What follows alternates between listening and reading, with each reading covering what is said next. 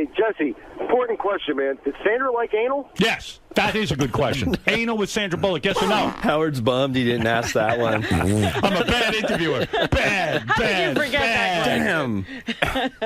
Did you spank her ass? Did you give her anal? Did she come on your face? What? I don't know. That'd be kind of weird. No, seriously, this was a lot of fun. I love talking about other people's misery.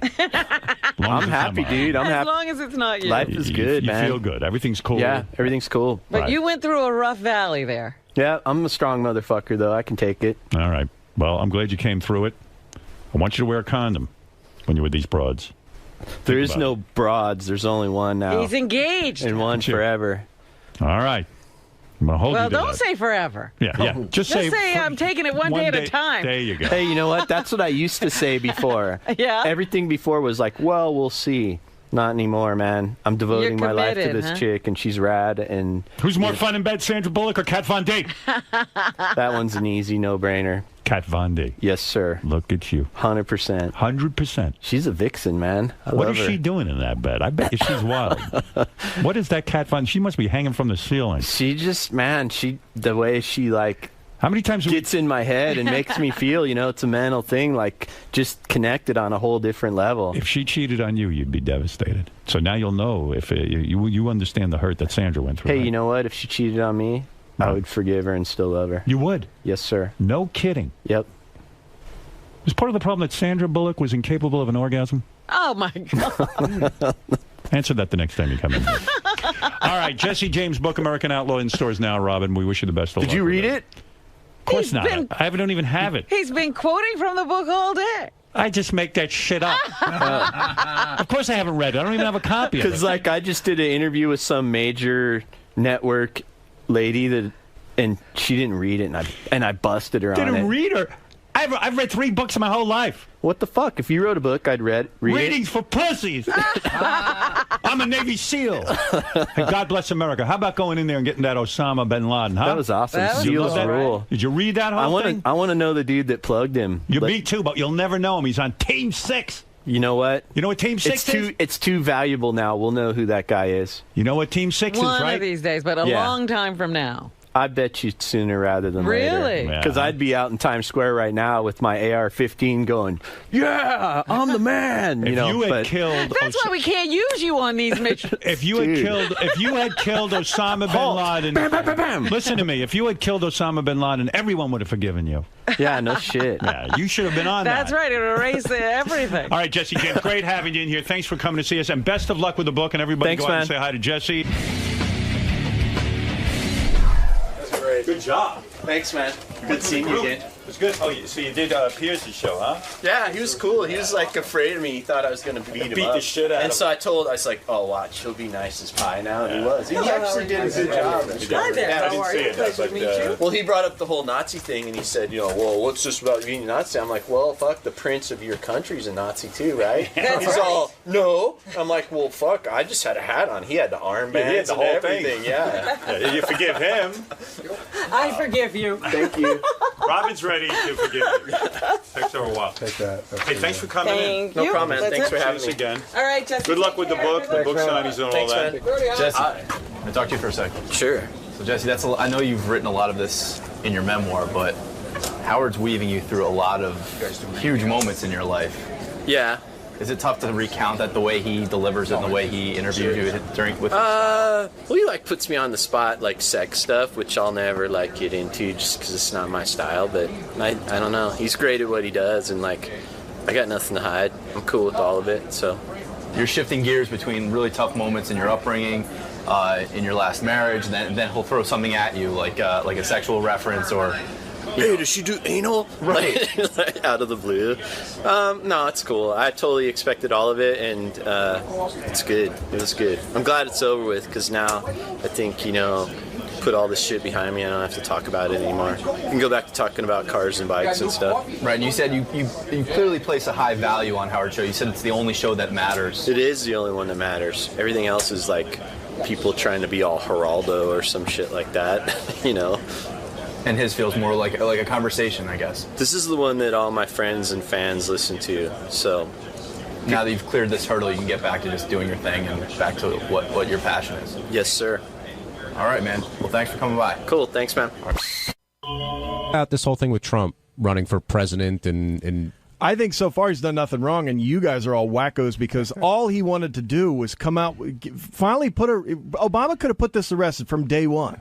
There was a lot of people who did not think that he was an American citizen. And why was that? That was because, you have to admit his one dad was from, Africa His somewhere. one dad? How many dads do we get? His dad was from Africa somewhere. His mom had just moved to Hawaii. Her name's Stanley. I know a guy who ran for president against him that was born in Panama. That was totally there was documentation. I don't know for what that. goes on in Panama. That's Gary, not the United we have States. something called the Constitution, right? Yeah. So if in it there was he an showed the amendment fucking made, birth certificate. He showed it. he showed whatever the hell he showed was apparently not good enough for most And people. the So state of why not just Hawaii end? said it was fine. Why not just end the debate and show it? Why did he have to wait 2 years and make a big They issue of couldn't it? find it. Did you read anything about yeah, that? bull crap. They suddenly found it a week after Trump made the accusation. Oh, it was Trump. He got afraid. He was afraid of Donald Trump. Oh, my God, And he if you think decided to it produce this absolutely was information. that. I thought you were right on with the wrap-up show yesterday. You were particularly astute when you were speaking about Ronnie and his Twitter, and you had some other rap going, too, about, the guy who cheated on you. That was good. Oh. I didn't know that story. Yeah, that was a funny one. Susie Wong. And I was listening to you, but your point about Ronnie and his Twitter, because like Gary asked a good question. He said, "What's the end game with Ron? Like, what's the purpose of doing all this? I don't think there is a purpose. He's just reveling in, finally being popular in some way. Yeah, you hit it. You said he's reliving high school. Yeah. I like that. He's got the girls. He's got all kinds of things going on. Now he's got his own personal fan club that he's sharing his life with. Right. He's like the Justin Bieber of the Stern Show. I think it started with him getting on Twitter. And he started to get followers, and that really excited him. And now he's got this whole life. He's creating things for Twitter, and so he's now snapping pictures of his girlfriend, talking about her all the time, doing all this stuff. The thing about Twitter that I don't understand, and I know people say, like, don't be a whore, but, like, Robin's got some charity stuff she's doing. I have a book out. Like, what is his end game? Like, he seems to want to get as many followers as he can, but is it just ego?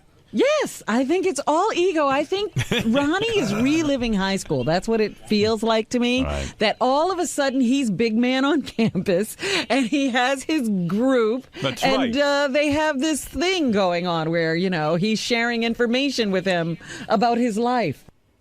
Yeah, that was a pretty good assessment, I thought. Yeah, really. I mean, after seeing that Justin Bieber movie, they said that Justin is running his whole career on Twitter, where, he's constantly in contact with his fans, letting them know what he's up to. That's what Ronnie's doing. My little monsters. Like Lady Gaga. Yeah. Yeah. You're all little...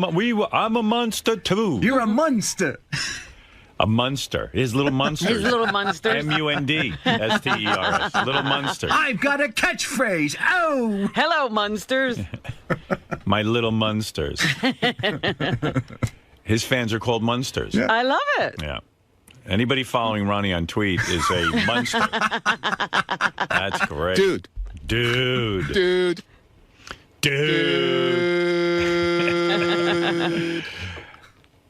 I really have a genuine affection for Scott DePace, the director of our TV show. I really like the guy a lot. And I do, too. And then when I hear him, like, that's the other thing I wanted to compliment you on in your discourse with, your exchange with Scott DePace. I mean, he sounded like a moronic birther, like yesterday, and I was listening to the wrap-up show. You were there, fortunately, to deal with it, but it was just moronic. And I went, geez. He's a bright guy, too. He got a high IQ. He's just but he silly. decides that his beliefs are facts. Let me explain something to birthers like Scott DePace. I'm not a birther. You're a birther. No, I'm not. I never once questioned whether he was a citizen. Of course not. Because but any many normal people person, did. Okay. Any normal person wouldn't be bogged down in this bullshit. But I'll explain it to them once again, because a lot of people are stupid and they don't read the paper and they don't comprehend.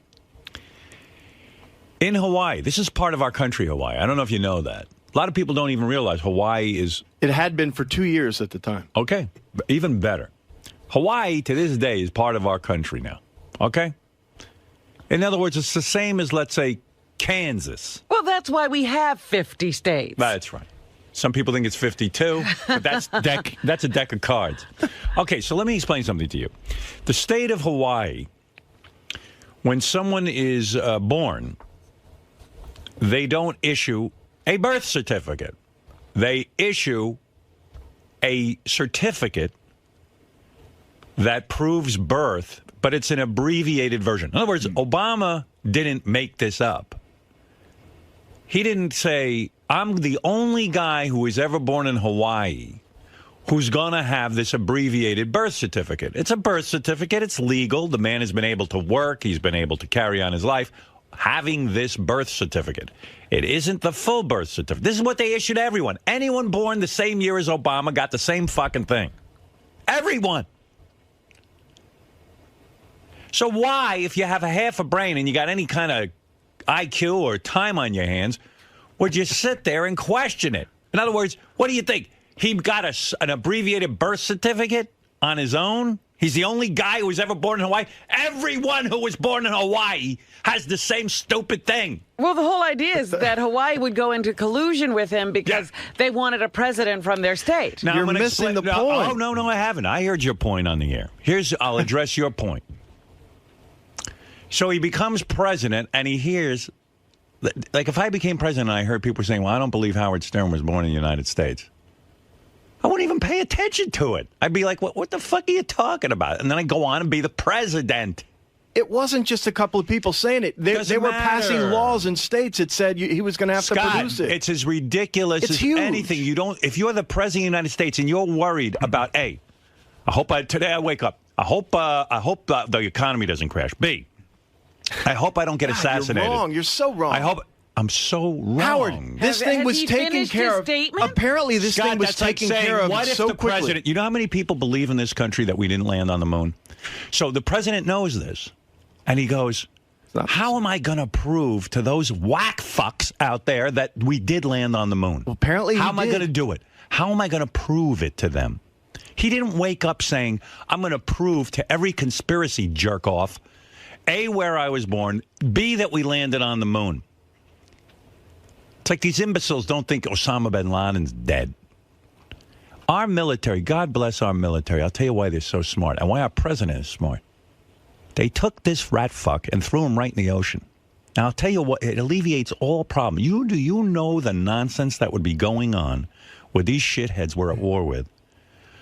If the body was still around, if it was laying somewhere, they would be carrying on. They would be like children tantruming. We wouldn't be able to stop the tantruming. It would be a call to action. They took that body, they dumped it right in the fucking ocean. They ain't worried about whether you believe he's dead or not. The president didn't wake up today and say, Donald Trump's going to tell me I didn't really kill Osama bin Laden. Yeah, the same people who've been questioning my birth certificate will question this. Don't worry about that.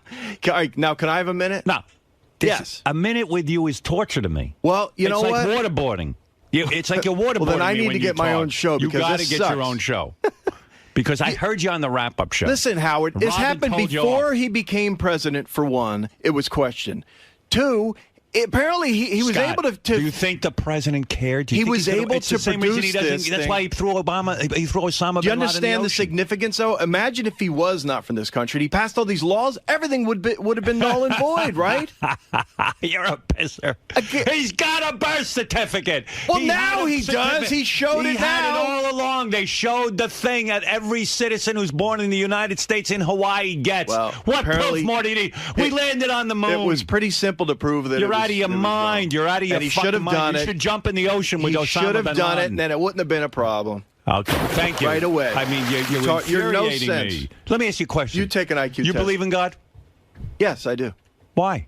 You can't see him. How do you know he's there? It's called faith. You have faith. Well, have faith the president's from the United States. Get out of here right now. Faith. He has faith. Have faith in your president. Get out of here. I don't. You don't have faith? No. Yeah, well, guess what? He got the job done. Get out of here. Please. He's out of his fucking mind, this guy. Scott, Yeah. I get the feeling that once again, you're feeling attacked for your political beliefs, being persecuted almost. Attacked and understood would be a better way to put that. Yeah, these guys, it's not that I care that I'm attacked. I mean, at the end of the day, I don't go home and start crying over this shit. I just think that they're all wrong, and they don't see it. It's crazy. All Trump did was get Obama to put something out there that should have been out there from day one. Everyone's questioning his citizenship, so show the damn birth certificate and end of argument. Instead, he let it go for two and a half years, and Trump got him to do it now. So, as far as I'm concerned, God bless him. This argument is over. And Howard somehow is offended that he made him do it. That's crazy. All right. Obama in 2012. No way. Fucking get me out of here. Later. This is the best of the wrap-up show. A recap and behind-the-scenes look with John High and Gary Dell'Abate. The best of the wrap-up show begins now. On Monday's wrap-up show, we were talking to JD about Twitter and how much does he care about his Twitter followers, and we had a surprise guest. Larry King was walking through the hallways. We waved him in, and Larry King came in and spoke to us on the wrap-up show. I know it was only 5 minutes long, but we did get Larry King. Here's what happened. JD, I want to talk about this I don't know if it's jealousy, envy, I don't know what it is with Twitter. We talked about it last week a little bit on Wrap Up, but you care almost too much about Twitter. Like, and I know it bothers you when people from the show get on and suddenly they've got a ton of followers without doing any work, so to speak. Well, I don't know about that, but no, it's not a huge bother. It's a bother to him because he made a statement on the air this morning that really, obviously, it really bothers him because whatchamacallit, he said about me being verified.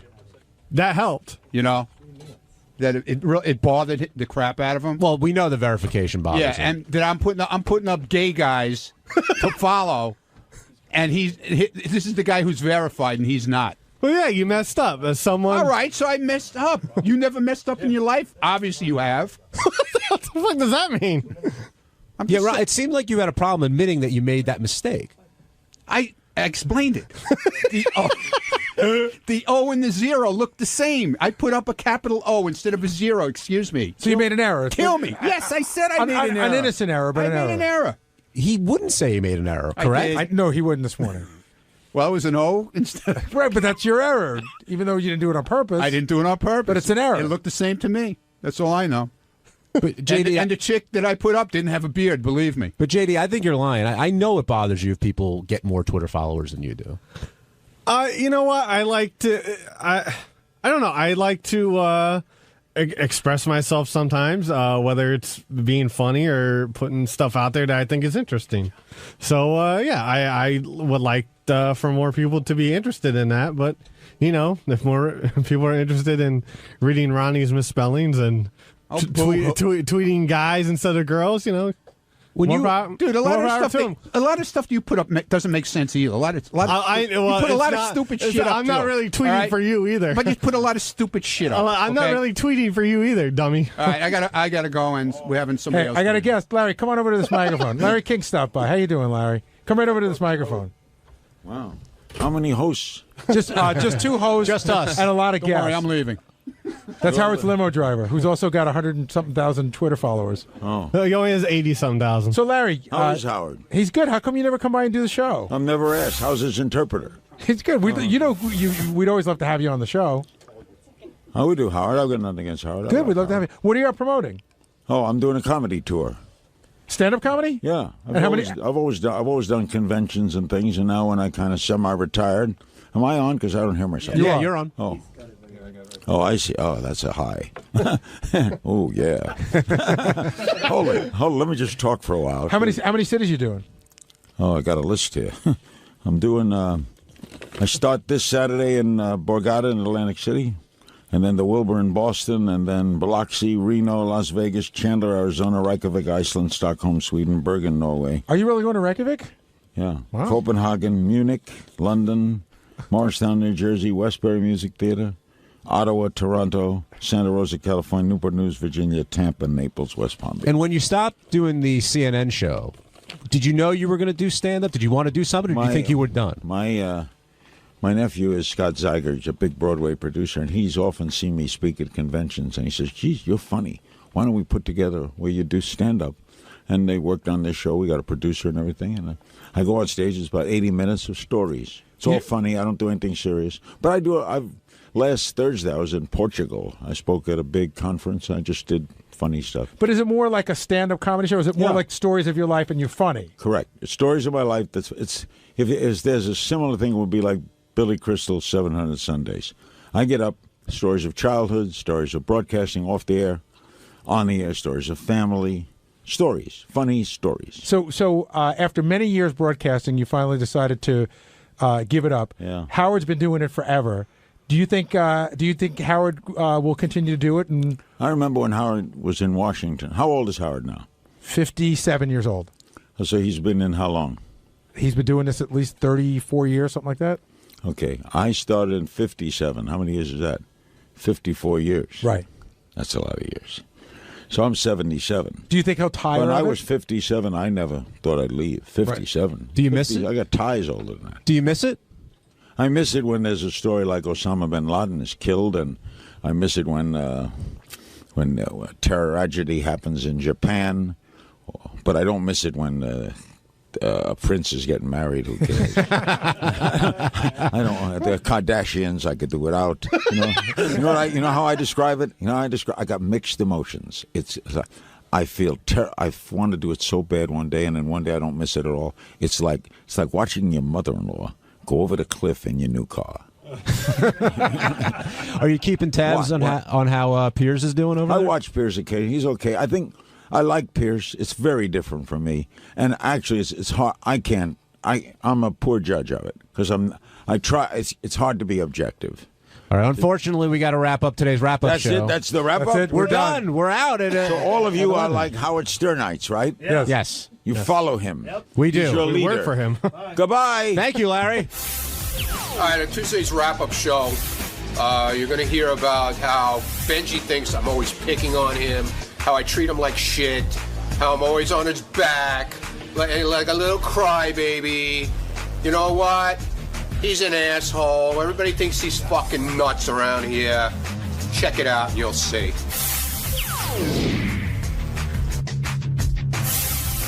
Gary and I were talking about how there does seem to be some underlying tension, Ronnie, between you and Benji. And I don't want this to turn into a sticky thing. No, it's not a sticky thing.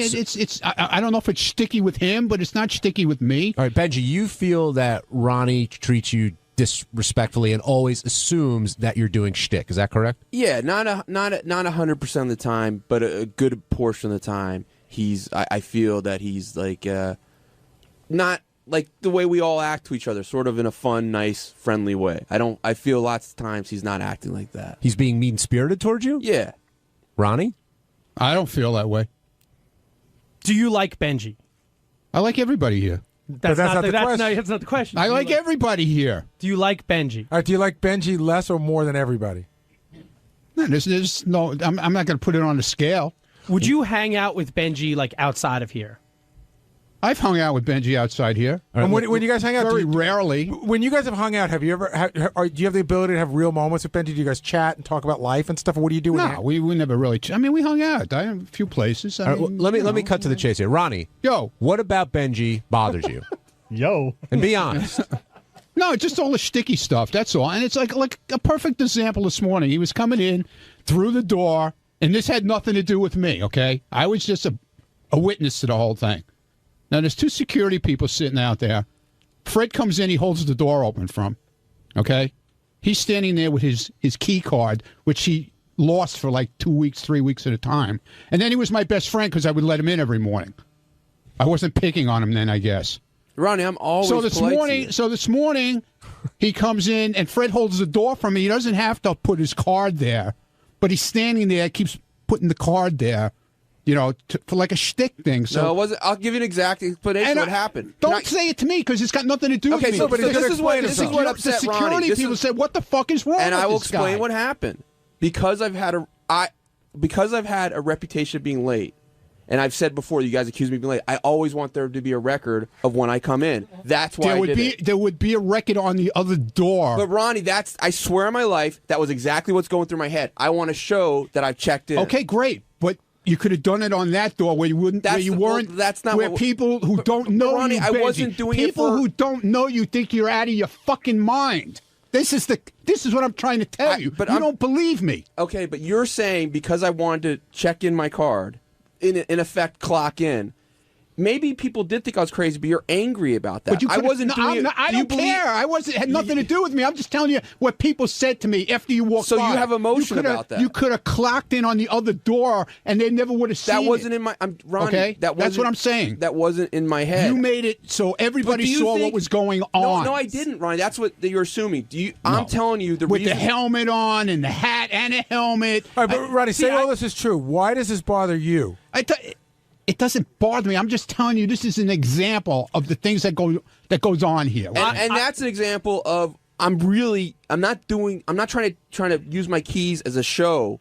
I'm doing it for a specific reason, and that you're making it into like I'm doing Benji, this you huge have thing. such a reputation here of shtick. I'm with telling you, crap every in the single mornings thing here. I do, you think is like a people fucking think you're out of your mind. I really and don't believe me. I don't care. I think it bothers Ronnie that Benji's always looking for attention. I think Ronnie likes low-key people, and But I'm not. Everything I do, he assumes I'm doing it for exactly, a game. exactly. You know what? It's almost like a bad marriage. They've gotten to a point where Ronnie thinks everything Benji does means one thing, and everything he does bothers him. That's right. Because it's like everything he does. Well, I don't know now, but before everything it's all shtick stuff, man, and he knows it. He knows it.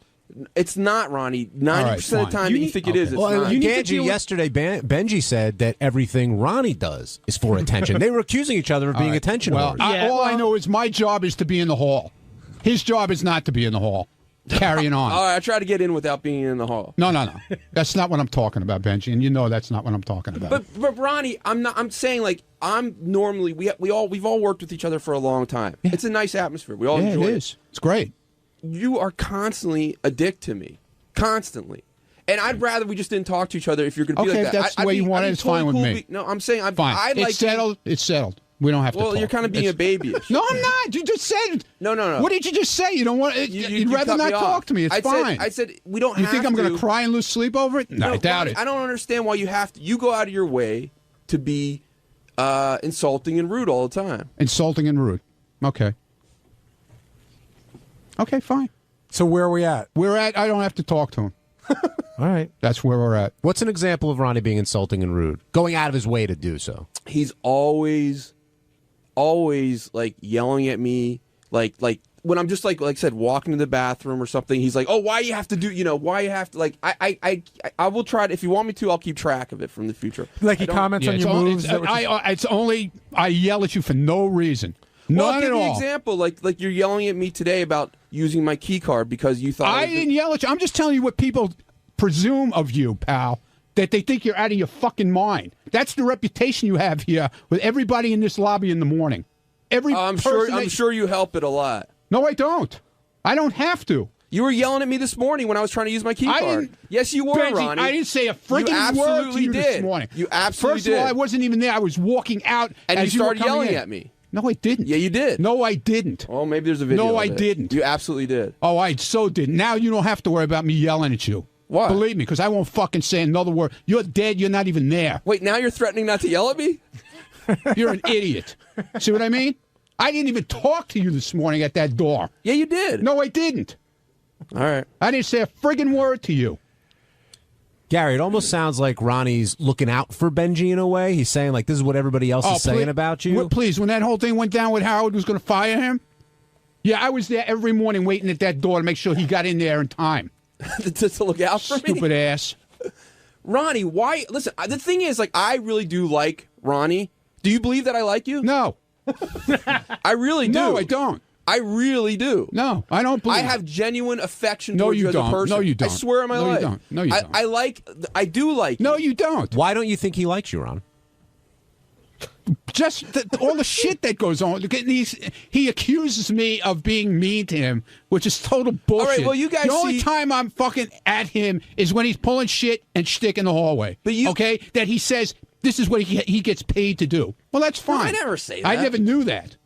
That I got paid? I guess, yeah. What I you do. Get, you okay? I'm glad you get paid to do it.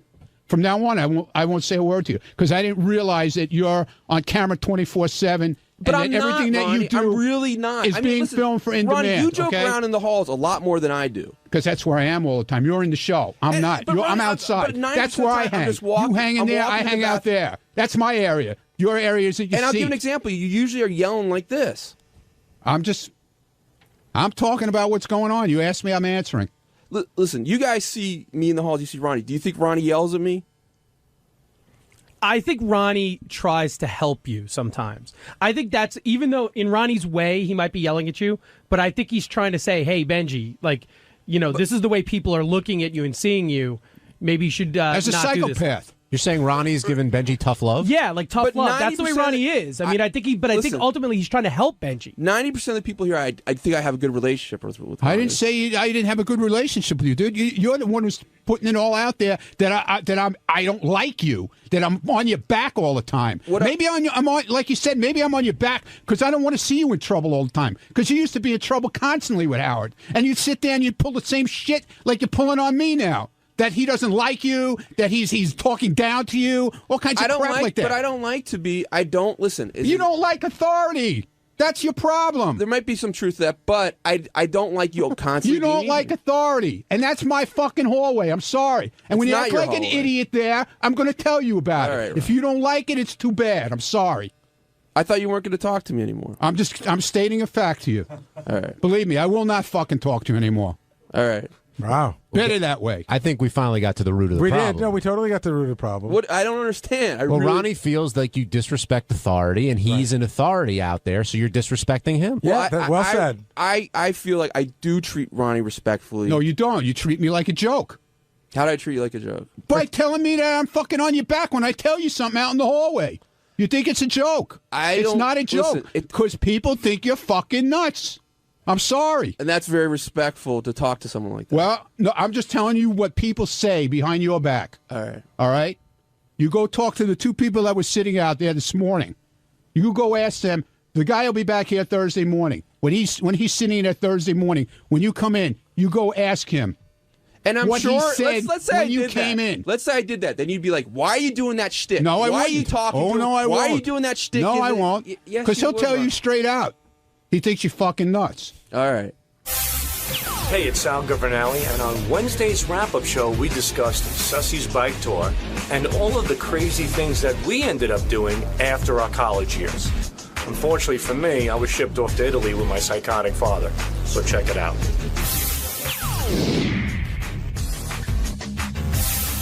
Another thing that got under Howard's skin on today's show was his update on Sussie and what's going on with his bike riding. I guess he hit a couple of bars down in wherever his path is taking him. And Howard got caught up in going, backpacking or taking a year off after you went to school. I mean, he feels like put on the suit, go do the interviews, get to work.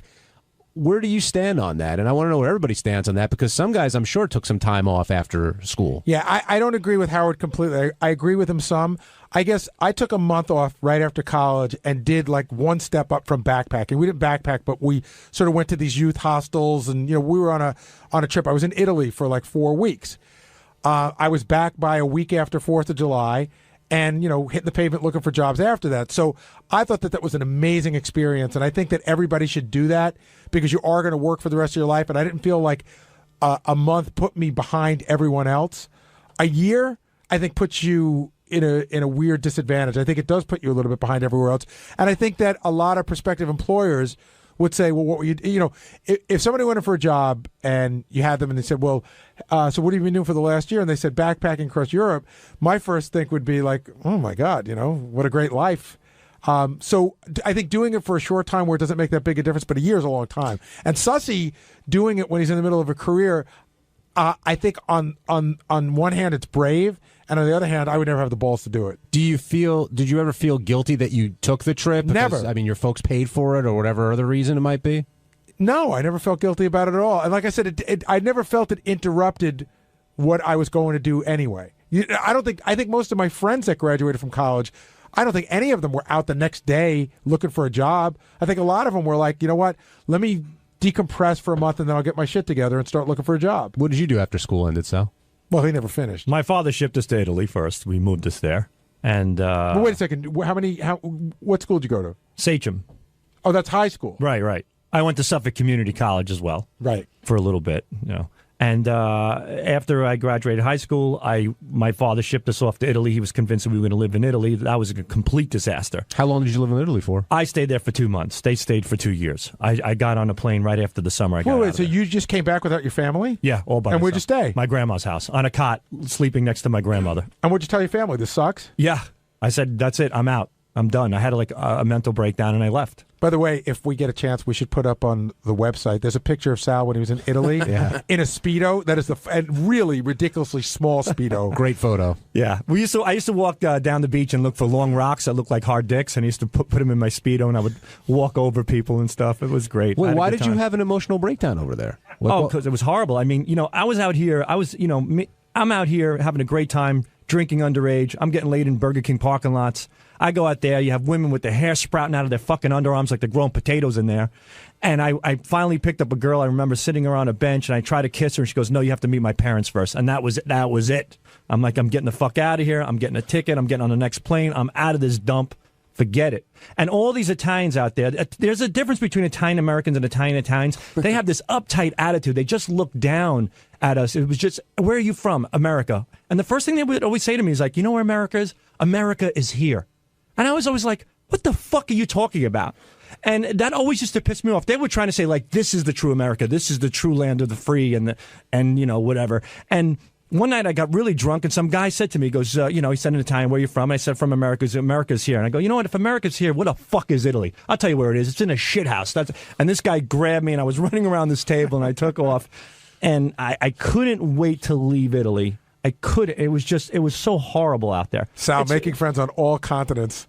And my dad goes to my sisters, you got to marry an Italian man, blah, blah, blah. You're not going to marry an American. You're not going to be a tramp. You're not going to be a whore. They went over there. It was like a smorgasbord of cock for them. It was like, oh.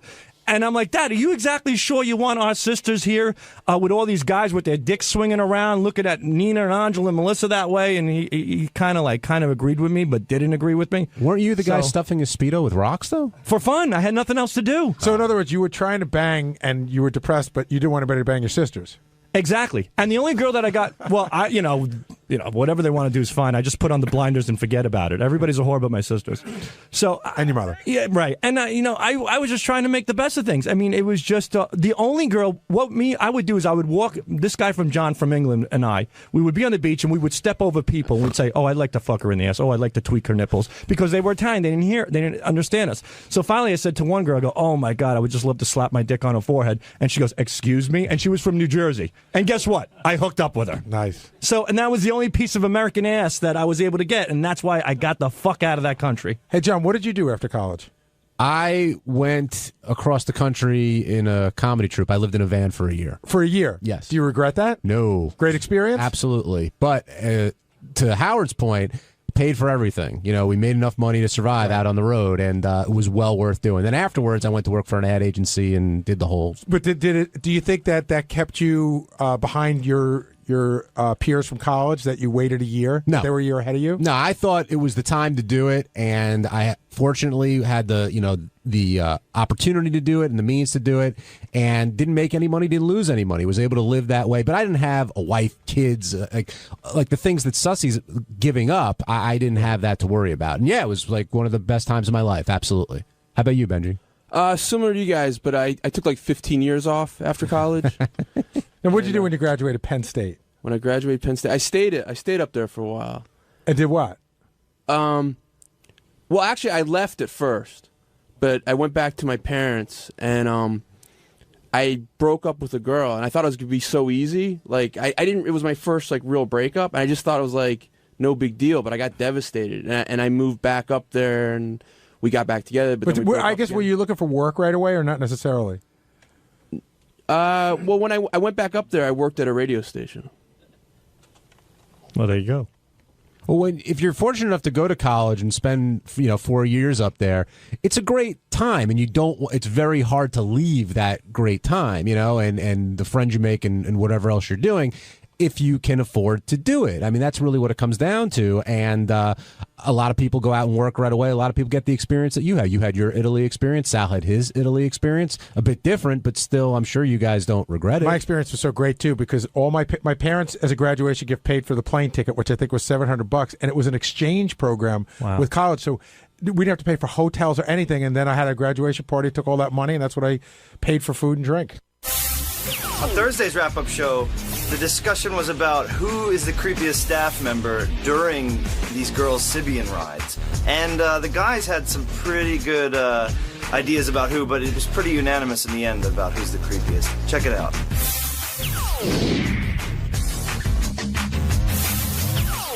Joe in Carolina, you're on the wrap-up show. Hey, guys. Hey, I wanted to ask all the fellas, who is the creepiest acting staffer when the Sibian is rolled out? And I've got a definitive opinion. I have one, too, but I'm not going to say yet. So this is what I would say. When Will and I and whoever's from TV are doing it, I think that for the most part, we're fairly as professional as you can be. Yeah. So I really don't think any of us are in that. I think out of the corner of my eye, once in a while, I see drool and big eyes coming from Benji. That's my vote.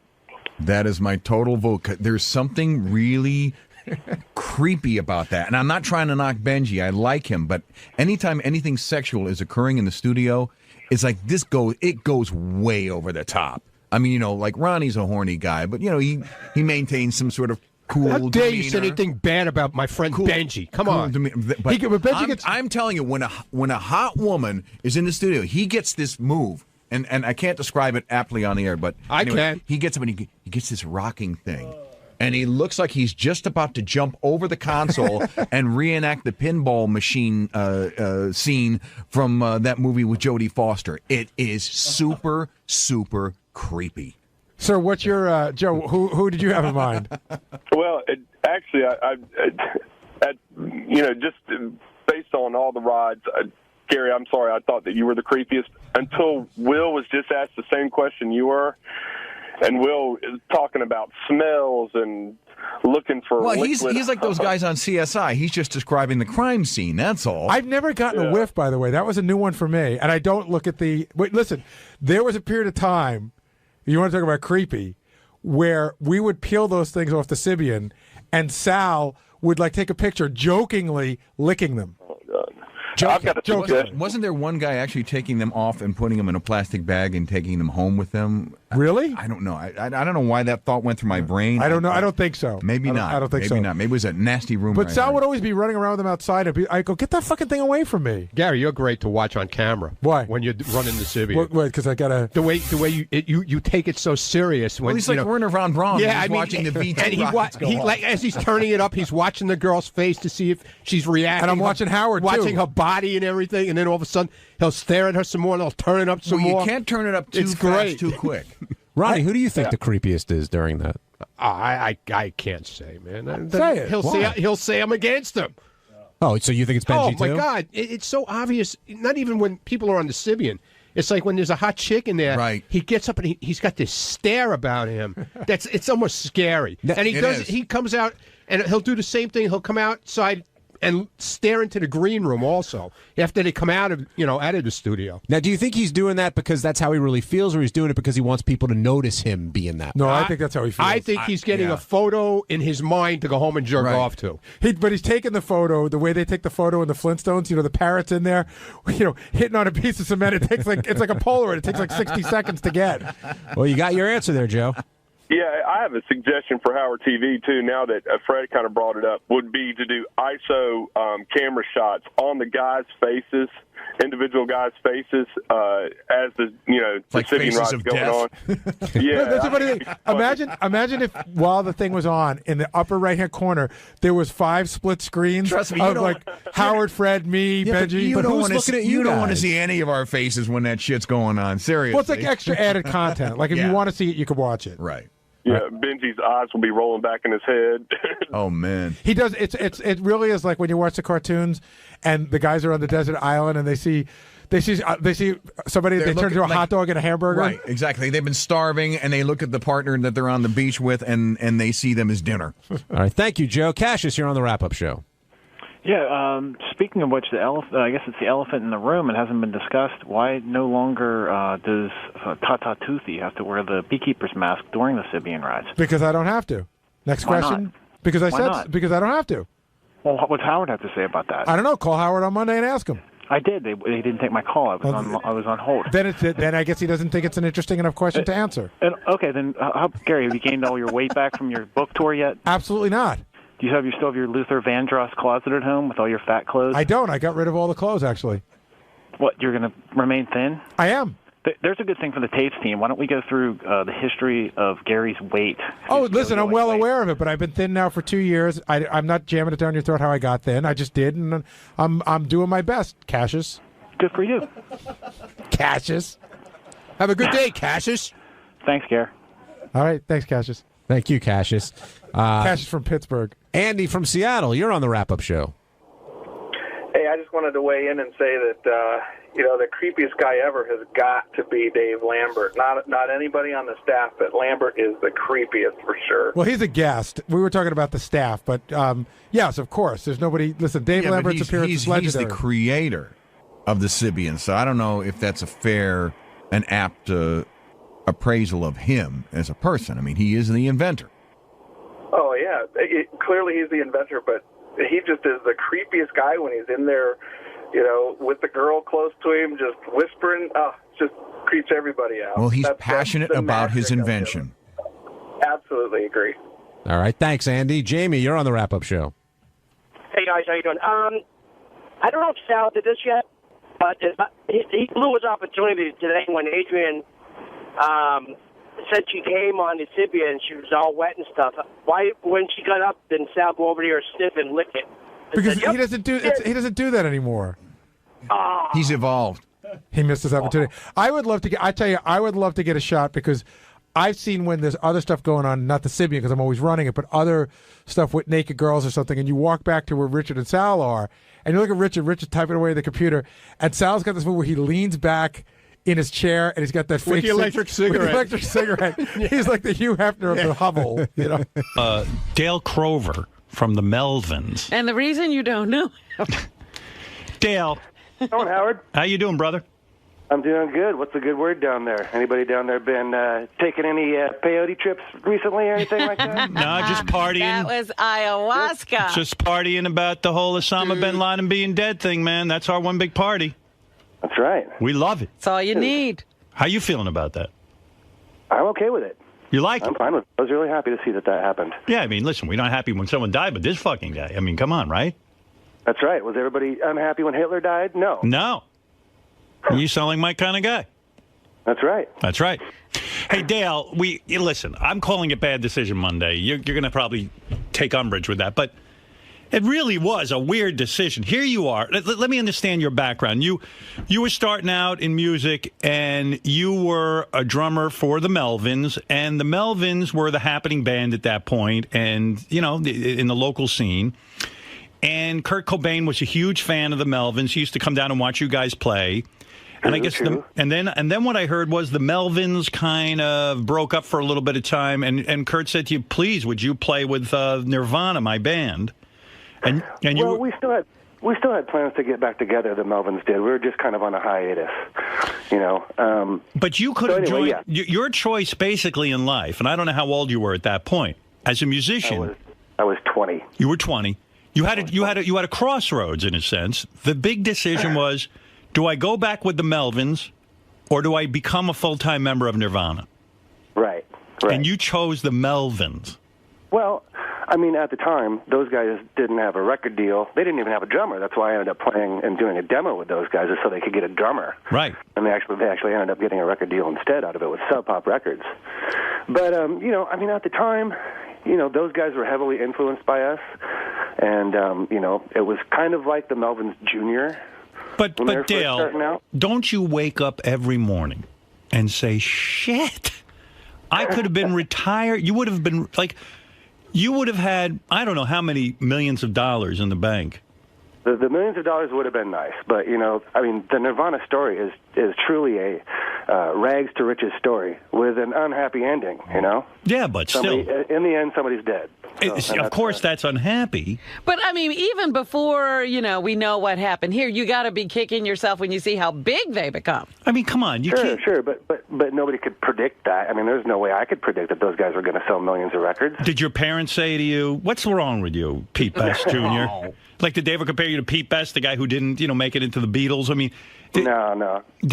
Everything's worked out fine for me. I mean, still, even though I didn't play on Nevermind, I play on 3 of their records, and I get paid for those records. Oh, you do? Yeah. I mean, I got the best of both worlds, really. I got to stay with my band and play with my friends' bands, who I really like. Oh, so you still get a check from Nirvana? I certainly do. Explain to me how that works in music. You played on 3 of their Nirvana records. Yeah, it was originally a demo that I did with those guys. And what songs were those? Teen Spirit, that kind of stuff? No, I wish. No, it was 3 of the songs were on the record Bleach. Mm-hmm. And then I think there was maybe 4 or 5 that was on a record after Nevermind called Incesticide, which was a bunch of different demos and singles that they'd done over the years. So when you're on a record like that and you just play, you play the drums, do you get a full cut like a band member gets? Almost. I almost get a full cut. Actually, Dave Grohl gets part of my a little bit of my cut. Why? Why? Yeah. Well, their reasoning when they did a deal with me after they blew up, after Nevermind came out, the reasoning was that he was in the band when they became popular. So, and they're like, well, it's either this or we can pay you as a studio musician and you won't get as much. So, of course, I went for the money. Yeah, none of us know how this works. When you say you're on 3 of their songs or 3 of their albums. Is that enough money to live the rest of your life, or is it like just a small sort of adjunct to your salary? I mean, how much money is it? Well, it's not millions, but definitely it's thousands. I'm a thousandaire because of those guys. Would you get a check, let's say, for $50,000-$60,000 a year just from being the drummer on those songs? Not much anymore, but when those records first came out, the checks were really great and certainly helped me out a lot. Nirvana definitely paid my rent. I don't know. I'm the type of guy that sits there and goes, why didn't I realize how great Nirvana was? Oh, this would have been a deal breaker for you on life. I would have You would never been able to live through this. I wouldn't. I would have thrown myself off a cliff. I'm telling you, Dale. I would have. Oh, it's not that bad. Everything's worked out fine for me, Has it, though? I still have a band. But, of course you have a band. Certainly. I mean, Howard, I'm on the front cover of a Modern Drummer magazine this month, which I think you may know about, which is kind of like, for a drummer, that's like being on the cover of Rolling Stone. Listen, it's very difficult to make a living as a drummer, as we know, and it's also difficult to become distinguished as a drummer. It's just that, listen, the drummer in Nirvana versus the drummer in the Melvins. I ain't putting down the Melvins. In fact, I don't even know the Melvins' music. Well, you should do some research. We've only got about 1 billion records out. Let's see. The Melvins' new album, Sugar Daddy Live, is in stores. Let me see this. I got the album in front of me. Let me hear a little of this. See what the hell you guys are up to, that you chose this band over Nirvana. That's right. Do you ever say to yourself, as a musician, what was I thinking? Why didn't I recognize the greatness here? No, well, hindsight's 20/20. Does it make you doubt your decision-making ability in music? Not at all. Wow. Not at all. I mean, I still like what I do in the Melvins better. Even though the millions of dollars would have been nice, I like our music better. Okay. Not putting down Nirvana at all, because I love those guys. Those guys are my friends. It was amazing to see those guys blow up as big as they did, and nobody could have predicted that at all. That was you could have. I could not have. Sure, you could have. Obviously, he could. Listen, listen to me, Dale. If the Beatles came to me and said, "You want to be our drummer?" versus, and I'm not putting the Melvins down because I don't know their music, but versus the Dave Clark Five, right? I would know. The Beatles are my band. You are a musician. You should know who's the better band. The Melvins. Really? The Melvins are the better band. Absolutely. Let me hear a little of this Melvins. I'll take track 1 and work my way through the album. Not everybody's going to agree with me, but that's the way I feel. As you guys live. The new album is called Sugar Daddy Live. What kind of kit you got?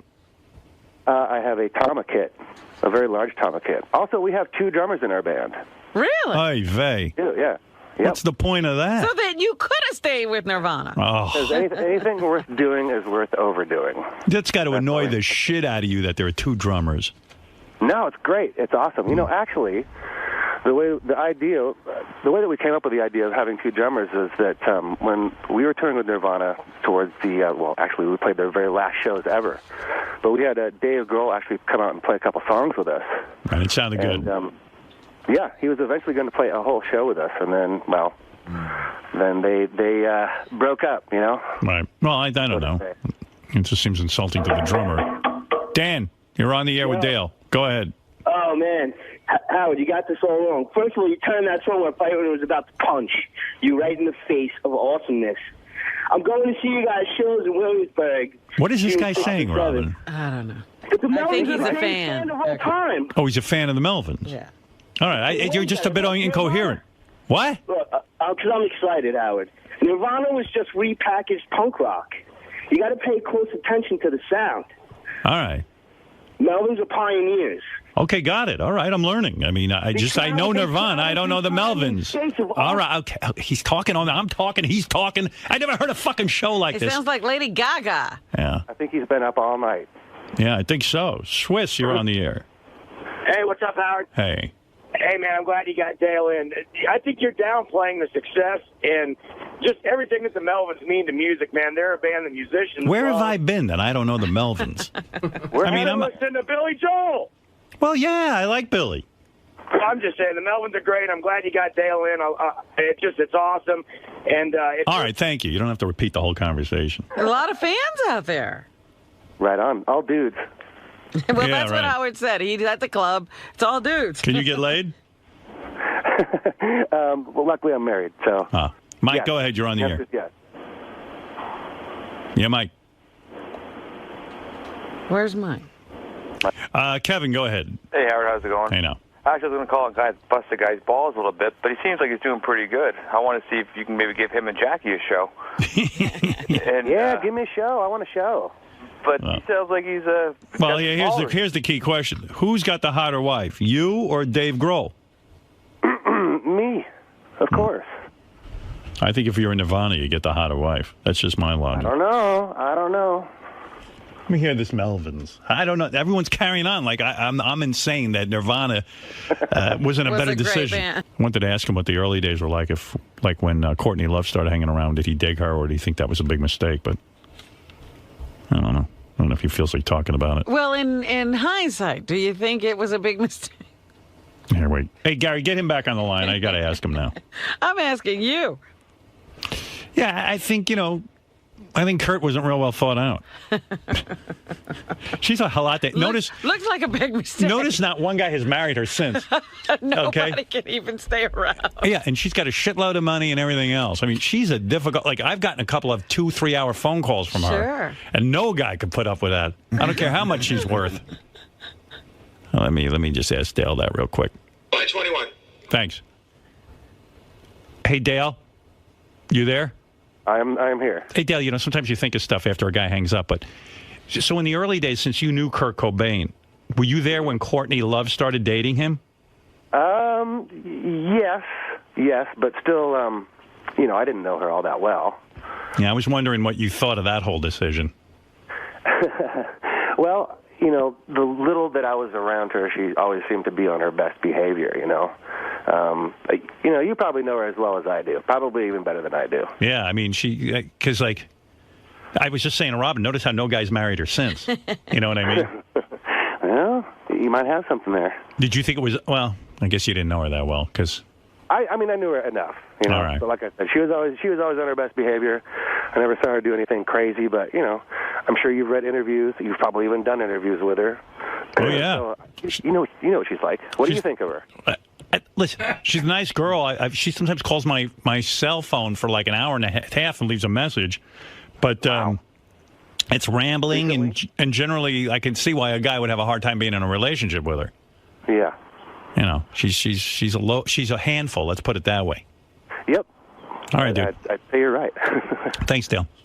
Yeah, thanks a lot. Just thought maybe you had some insight into that. Okay, thanks. Okay. He didn't immediately look and say, ooh. No, Dale seems to, she seems okay to me. I mean, Kurt Cobain could have gotten a lot of pussy, right, Dale? I suppose he could have if he wanted to. Like, he was all against that, right? Like using women for your own sexual gratification?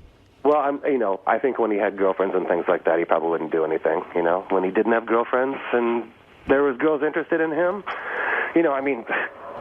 where we come from, there's slim pickings. So any girls that were interested in him, I'm sure he was really happy about. Yeah, but like he was so anti-rock star. Like he was like the opposite of Van Halen. Like he wasn't into picking out the girls from the audience and fucking them and stuff, right? Yeah, he wasn't like a David Lee Roth type of person. Right. But, certainly there were girls around at times. Yeah, he could have been getting laid left and right, but he chose Courtney Love as his princess. I bet you she was wild, though. Yeah, she probably fucked other girls in front of him and stuff, right? God, I don't know. You don't even know. I hate to think about that kind of stuff. Like you never get laid on the road. Before you got married, were you getting a lot of sex? No, I always had girlfriends. Yeah. Whenever I was touring and stuff like that, I always had somebody at home. So, a lot of these '90s bands were They were the anti-rock and roll band. Like Pearl Jam. They were all into respecting women. It was get rid of the makeup and the rock and roll clothing, and that was where the flannel came from. Treat women like they're human beings. Yeah. Well, we didn't have a lot of girls around us, believe it or not. That's why you had to be nice to the ones you had. Exactly. All right, Dale. Thanks, man. Thanks a lot. Later. Bye. That's Dale Crover from the. This is the best of the wrap-up show. A recap and behind-the-scenes look with John High and Gary Dell'Abate. The best of the wrap-up show begins now. Hey everybody, it's Shuli, and on Monday's wrap-up show, tensions were running a little high. People came in, were already planning their escape for Tuesday and Wednesday, and Howard called them out on it, and I jumped in as well. And some feelings were hurt.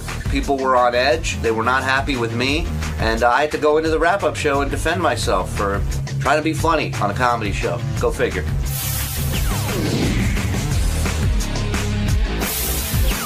Are you undependable? I do not think I am undependable. But Howard asking you that just cuts you to the core. Well, okay, do you think that Howard's being disingenuous when he says, hey, I just asked a question? Do you think there's a difference between asking, do you think you're going to be able to make it in tomorrow, and can I depend on you? Do you think can I depend on you is a bit of a loaded question? Yes, I'd absolutely. Right. Yes. And we all knew it, but apparently you didn't know it. No, I did know it, but he's like, what do you mean? What are you talking about? And then well, I'll there's a guy up on the board that take the call from number 7. Oh, I just took 4, so hold on. Oh, that's okay. That's okay. Chris, you go first, then we'll go to 7. Chris in Connecticut. Hey, Chris in Connecticut, how you doing? Hey guys, great show. Listen, Gary, I think Howard and Robin are a little out of touch with me, and I understand what you're saying. You want to be there with your family. There is stuff that you can do. They have people that can do that stuff for them.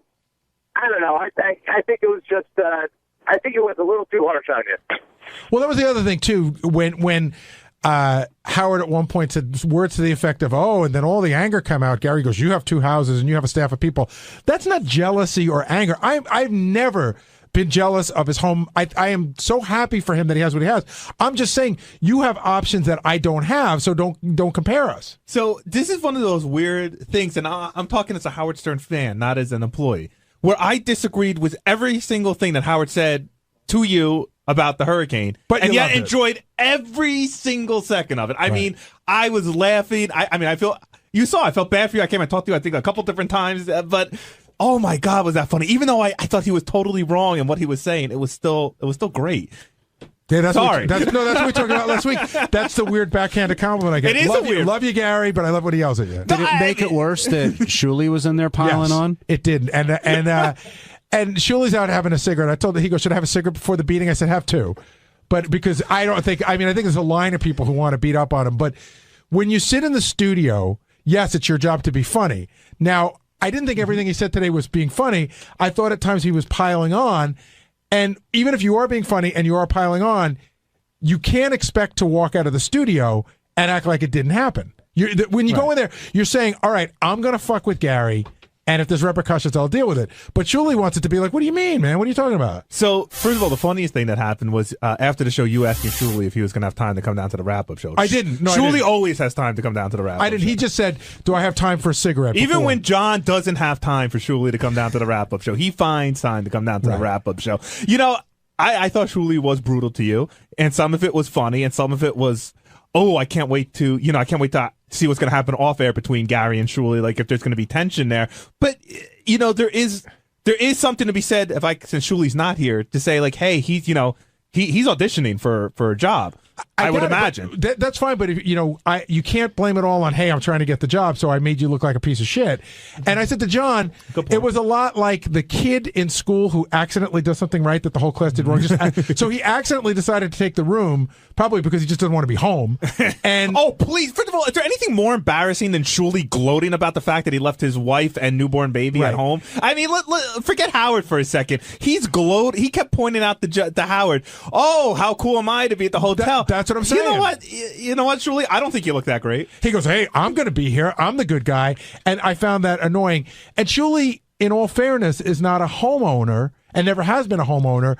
So doesn't Shuli, I think he rents, correct? I don't know. Hey, John, we're trying to see how long we can go without you talking on your own show. It's okay. You're doing great. I think he rents a house somewhere, right across the river. So if a tree falls, he's like, "Go pick up all my shit, let the water come in. It's not my headache." Will was. I'm going home after the show. I'm trying to get a car service to go home after the show because I will not be able to relax tonight thinking that my wife is home scared. Even if it's just listening to the wind and being scared, I can't hack it. And Will is very much undecided. And I told him, I go, when you get a call at 1 o'clock in the morning that a tree branch came through the window and your wife and kid are screaming and they need someone just to comfort, forget fixing this shit, just comforting them. Well, you're gonna feel like garbage. And but that's a huge point. Yeah. Because so Robin's like, what are you gonna do? Cut a tree down? I'm like, no, but maybe I can help my family from being scared shitless. Right. You want to be there for them. Right. And Jason, you're right.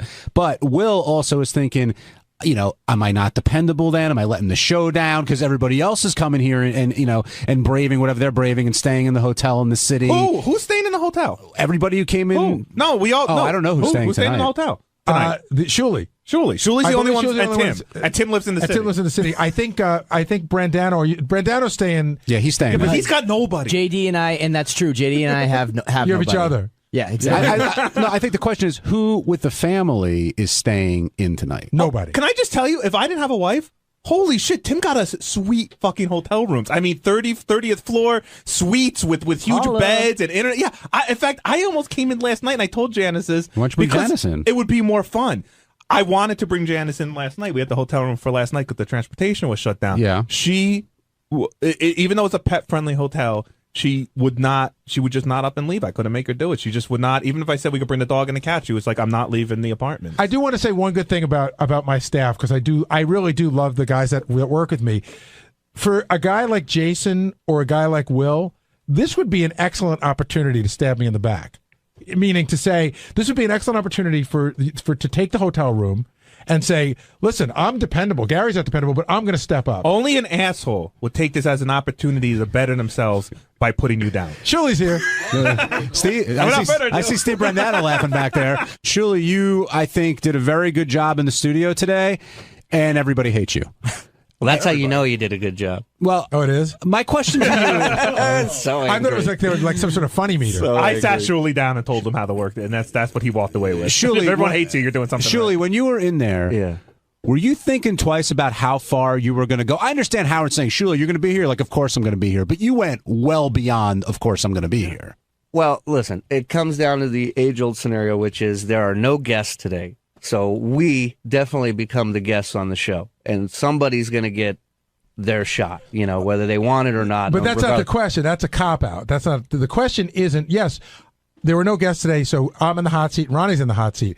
How far you go doesn't depend on whether we have a guest or not. But since when do we set up? But Gary, since when are there limitations on how far we go? No, there are no limitations at all. Okay, so then what's the problem? But do you think there are there going to be repercussions? I mean, there were with you and Doug when Doug busted your balls on the air, whether it was funny or not. You were pissed.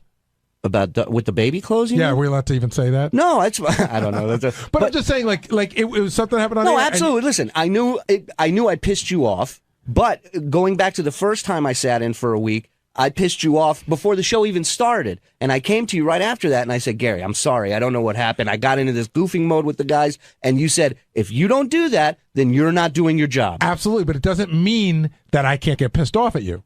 And that's fine. You're entitled to. But I'm just saying, it's the same thing you told me not to shy away from last time. I thought you were being a big, I'm trying to think of the right word, like a jumper on, like you shitster. No, you accidentally did something correct by taking the hotel room, and you were going to rub it in everybody's face. Well, because it wasn't easy for me to leave last night either. I imagine everybody. Easy. No, it wasn't at all. But at that point in time, when he's busting your balls, it's, I'm adapting to the situation. I'm not going to sit here and go, yeah, I had a long talk with my wife and it was up and down whether I left. He doesn't want to hear that. He wants to hear jokes about you. Yeah, but some of them weren't jokes. That's my point. Well, there were jokes at times. Some of them were like, yeah, I'll be here tomorrow. You can depend on me. And that's just not a joke. That's just being a dick. All right, well... but there's a difference. Okay. I'm all about... I will take almost any amount of shit if there's a joke involved. There was a lot of shit today where there were no jokes involved. By me saying you can depend on me that I'll be here? That's me being a dick to you? Do you think it's funny? Well, I didn't think it was intentionally being an asshole to you. I think maybe you got pissed off at Howard, number one, and then as usual, everybody piles on, and I'm the new guy piling on, and it's easy to put the blame on me. I'm not blaming you. What you said is, listen, Gary can't be depended on, but you can depend on me. I'll be here. No, that's what your boss said, can I depend on you to be here? And you said no. And then I just jumped in and goofed. And then a couple of times after that, you unsolicited volunteered, I'll be here tomorrow. I'm just busting balls, Gary. I mean, and I'm just saying. Okay, and if you want to be mad at me for it, I understand. If you want me to apologize to you for making jokes, then I don't know what we're talking about here. You're just telling me you're pissed that I'm a dick? But do you think that you could just do that in there and walk out and everyone should go, oh, it's just a show? No, not at all. Not at all. I'm pissed at you. Okay. And that's what it is. Okay. Now, Ronnie, you go. Fuck him. Now, Ronnie, you were really pissed off today at Shuli, but I forgot why. No, what do you mean really pissed off? Like you were genuinely like Gary's angry. really pissed off. No, he said that I'm here. I've been here with everything, through every fucking thing you could possibly think of, blizzards, fucking 9/11, everything else, and this guy to come in and start ranking on me now because I'm not sure if I can cross a fucking bridge tomorrow. Shut up, John. I'm not talking to you. Don't even open your mouth. I see you going for the microphone. Mind your business. That's John Lieberman he's talking to. Yeah, exactly. That's right, you. So you're upset with Shuli because he questioned your professional?ism? Yeah, you know what? Dedication. Yeah, I got a house too that I got to worry about. So do I. You don't have a house. I have a 2-year-old. I have excuse me. It doesn't matter whether it's a fucking apartment or a house. The odds of something getting flooded and shit falling and trees falling are just as much a reality for me as it is for you guys. That's your decision. And I made my decision. Okay, good. And if I want to comment on it, and if you weren't sitting in on the show this week, you wouldn't be fucking worried about it. You'd that's be your home. opinion. You That's would your be opinion. home. You don't know that. Oh, I know it. Oh well, then get off my case. No. All right, then don't tell me to get off your case. All right, never. John Lieberman, what do you want to add to this? Well, Ronnie took the words out of my mouth. I mean, Ronnie brought up the fact that he believed that Shuli would not come in today or tomorrow if he weren't in studio. So, Shuli, the question is, would you be here if you weren't in studio, if you were simply reporting the news? Here's what changed my mind. I was torn yesterday about whether or not to come in because the reality of it is I would have been out. Why were you torn, by the way? Because I know I wouldn't be able to get back home most likely until Wednesday, maybe even later. And I got a wife who's sick. I got a kid, 2-year-old, who's sick. Screw them. And they're getting ready to face, blackouts and who else? What else?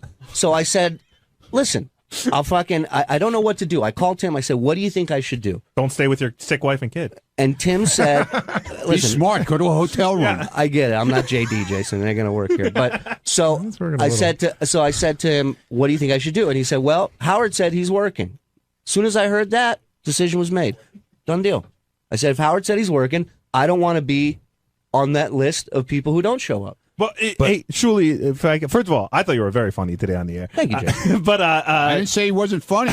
I mean, I can understand why people are upset, but hey, listen, I understand. I think if anybody does. He was funny today. I just thought there were times when he wasn't being funny, and it just seemed vindictive. But how are you going to feel if you get a call tonight at the hotel, 1 a.m, a tree branch fell through the window, the baby's crying, I can't stop, I'm scared that there's so much noise going. Like, how are you going to feel? It'd be terrible. It'd be terrible, Jason. I don't know what I would do. I would try everything in my power to get back home and to help them any way I could. But see, that's why I can't. That's why I can't stay in the city tonight. And I understand, and I'm not knocking you for it at all. I'm not knocking any of you guys for going home. Yeah, you are. Well, you did. You knocked me on the show. But Gary, during the show, Shuli wouldn't have been here unless I called him yesterday and told him to come in, right, Shuli? That's No, not. don't tell him Excuse the me, truth. Tim. Excuse me. Nobody was mentioning anything about fucking work tomorrow and whether or not people were coming in. So I called you and I said, I sent you an email. I said, are we getting rooms or is it every man for himself? I didn't tell him I'm not coming in. So don't come in and say that. Tim, what did I ask you when we got?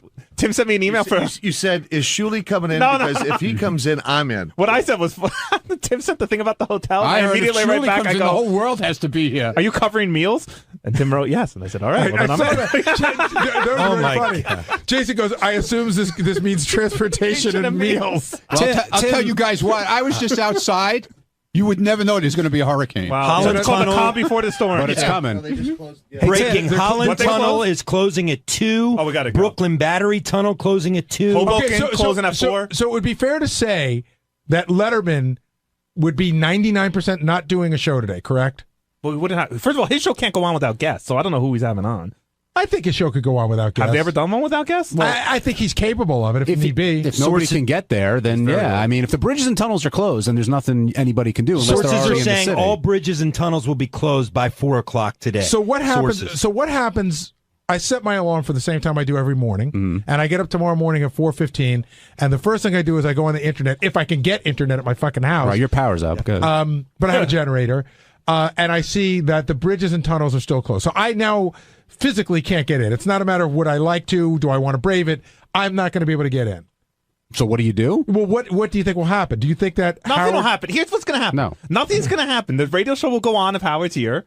And if he's not here, the radio show won't go on. Like that's what's crazy. It's a radio show. Actually, Howard's not going to fire you. Jason, hold Nothing's on. going to happen. I know. Hold on, because Tim's here. Tim, you can answer that question. If the bridges and tunnels are closed tomorrow, what happens? Well, we have the opportunity to use our ISDN No. lines. I'm saying, what if Howard says, I can get in, whoever else can get in, fuck it. But what if nobody else can get in? And what if the power's down so his ISDN doesn't work? Then he won't be able to communicate. But what if he wants to come? What if Howard comes in tomorrow and it's he's the only one here? Then he's got it. He said it today on the air. He's like, if I'm the only one here, I'll do the show. So that's up to him at that point. Yeah.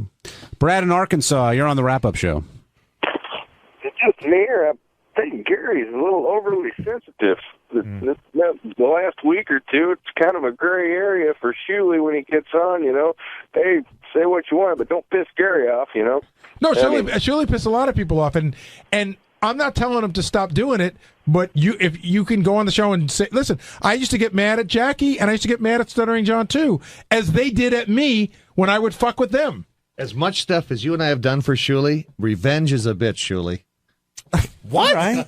Jesus Christ. It's also a shitty show on Wednesday nights on ABC. As long as we're all beating up on Shuli, one thing I did as a fat guy, I took offense to this, that Tim took you out to a meal. Yes. Yeah. And then you trashed paid him. for it, Yeah. and then Yeah. you turned around on him. And Yeah. see, like I First think of all- as a fat first of all, guy, if did I someone not pays for offer me, you money out of my pocket for my cheesecake that I ate? did. Okay, thank you, Jason. Number one, I'm not a total schnurr, all right? And my job as a reporter and to bust people's balls on the show is to monitor everything this fucking guy orders and puts down his gullet. By the way, that is a page directly out of the Stuttering John handbook. You could pay $1,000 in the champagne room at a strip club, and he'll make fun of the socks you wore and the tip you gave. Oh yeah. Hey, it's Gary Dell'Abate, Baba Booey. Tuesday's wrap-up show was a very special wrap-up show because I wasn't here. John wasn't here because of the storm. None of us were here. You might have heard about that. I did it from my neighbor's phone at home. John had some sort of weird ISDN line set up. Some people were here in the studio, so it was very interesting. This is what happened.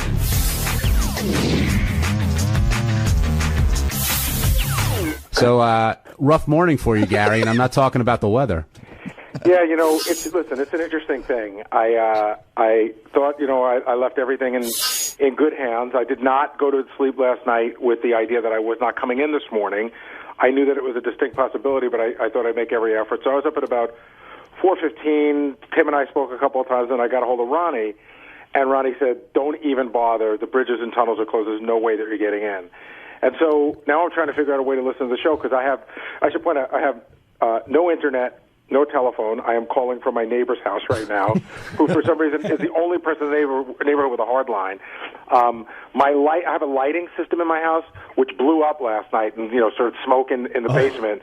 So I don't really have lights on the first floor. But listen, I have a generator. I'm in good shape. I get satellite TV. my refrigerator's working, and I can charge, devices, but I can't really use much. So this morning was a whole thing about, like, well, how am I going to listen to the show? So what I ended up doing was listening to the show on Mary's iPhone because I needed my phone to be clear for calls coming in and out or texts or any of that stuff. And I was having a little trouble getting on, so I said, I'm going to go to the car. I actually went outside of my car, I started up my car, took it out of the garage, and, I'm sitting there and I'm thinking, like, well, he may open up, he may say a few words about it, but I will be honest, I was not prepared for a full hour. Yeah, I mean, he unleashed on you in a lot of different ways, but one thing you and I were actually texting back and forth a little bit, Gary, was, does Howard understand why somebody would want to be in their house with their family during this disaster? And it was a disaster. I mean, there's never been a storm like this here before. Correct. Yeah, listen, I feel like this is like butting heads. I feel like some people look at it like Gary's, not going to listen to Howard. Gary's going to do what Gary wants to do. And it's not that at all. I wanted to be there this morning more than anything.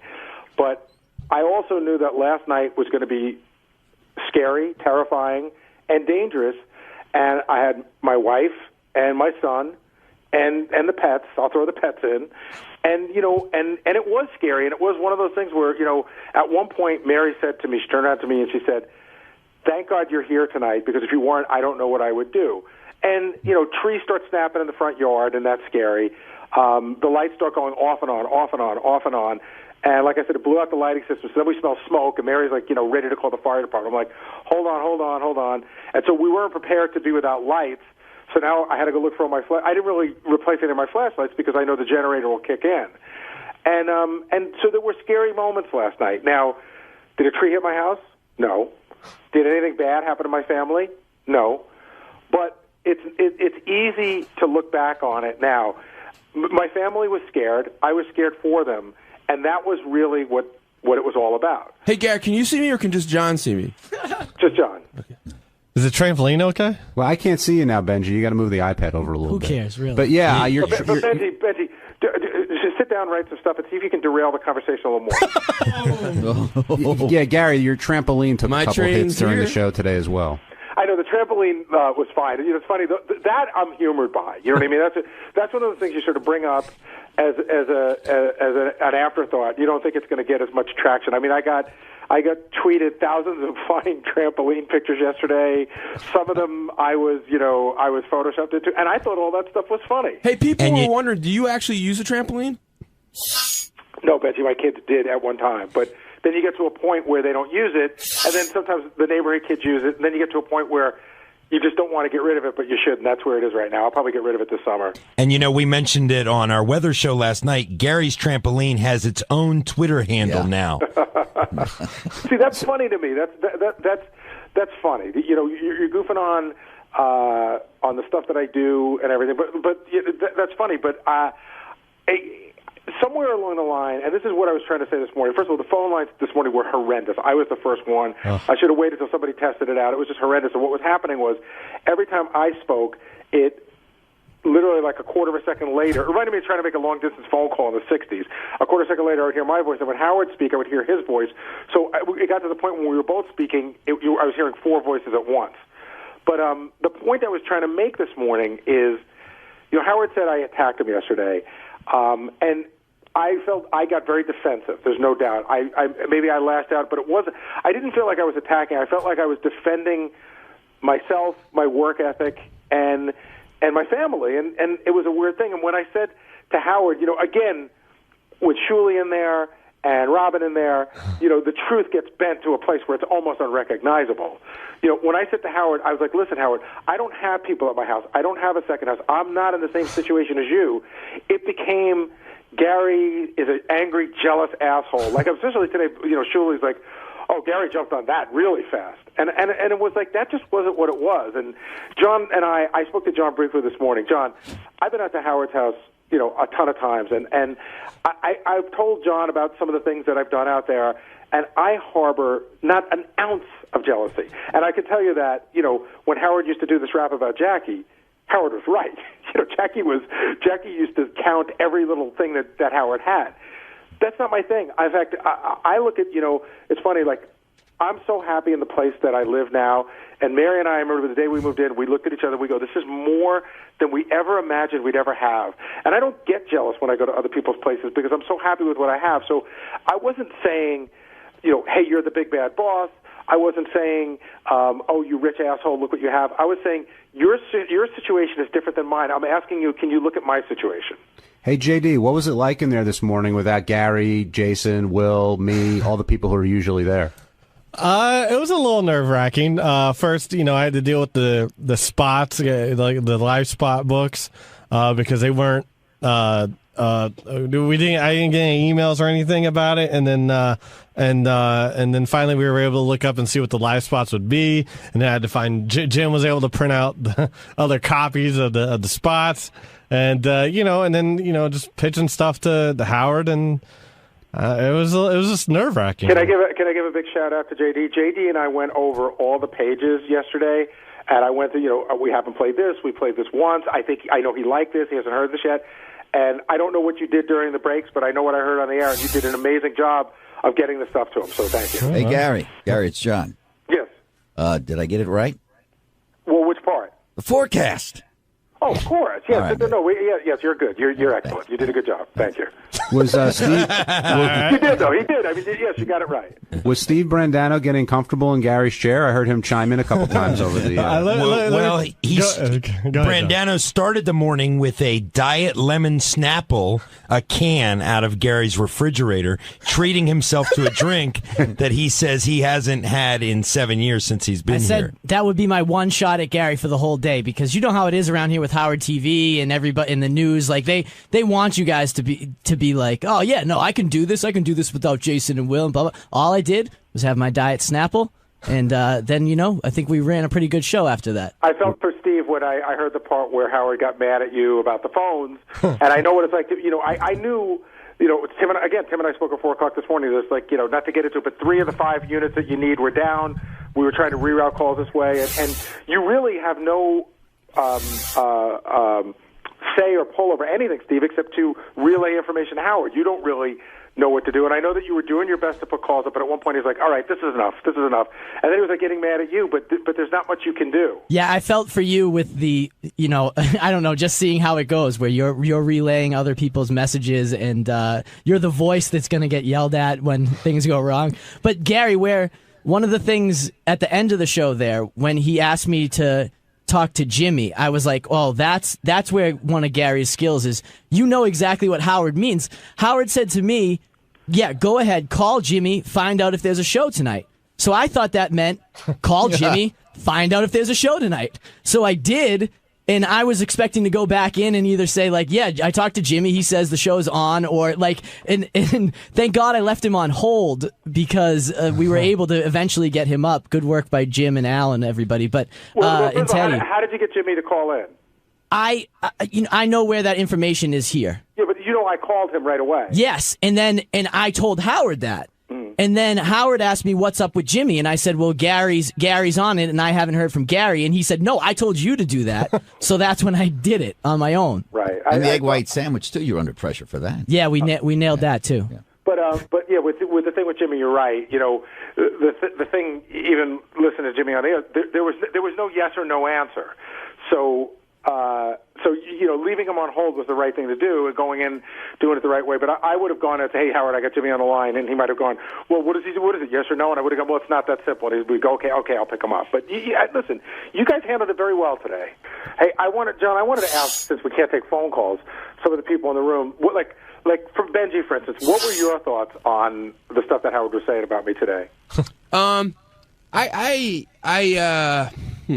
I was comparing it to I guess I was a little feeling pissed off about the shit you guys give me when I've been late a couple times. I totally understand it, because your house is like a fucking $1 million wallet just sitting there exposed if you're not there to protect it. So I understand your feelings, but Benji, I would say that it was less. I wouldn't say it wasn't. There was nothing about my house, but it was more about my family than it was about my house. What I didn't understand. Listen, I don't really care. It's it's not that big of a deal. But I don't have anger about it. I think it's between you and Howard if Howard has anger about it. Like, I don't have any anger about it. No, but, I know, but if you, I didn't understand the whole thing. Like, why not just bring them into the city if it's about protecting, like, Mary and Lucas? Well, because it's all. Can you hear me? Yeah. It's all of those things together, and I say this to you not in an insulting way, but you've never owned a home, and if you did, you wouldn't want. No, that's why I said, like, to me, that's scary as fuck. Just like, I don't like to. It's like leaving a wallet out. Well, it's not just it's not like it's a wallet. No, I said like $1 million wallet. But I mean, yeah, you wouldn't like imagine if a wire came down, right? Okay, so this happened a month and a half ago. A wire came down at the house across the street in the brush, and it started a brush fire. Now, we got the fire department here. It was a bright, sunny day. We got the fire department here pretty quickly, and they were able to put it out.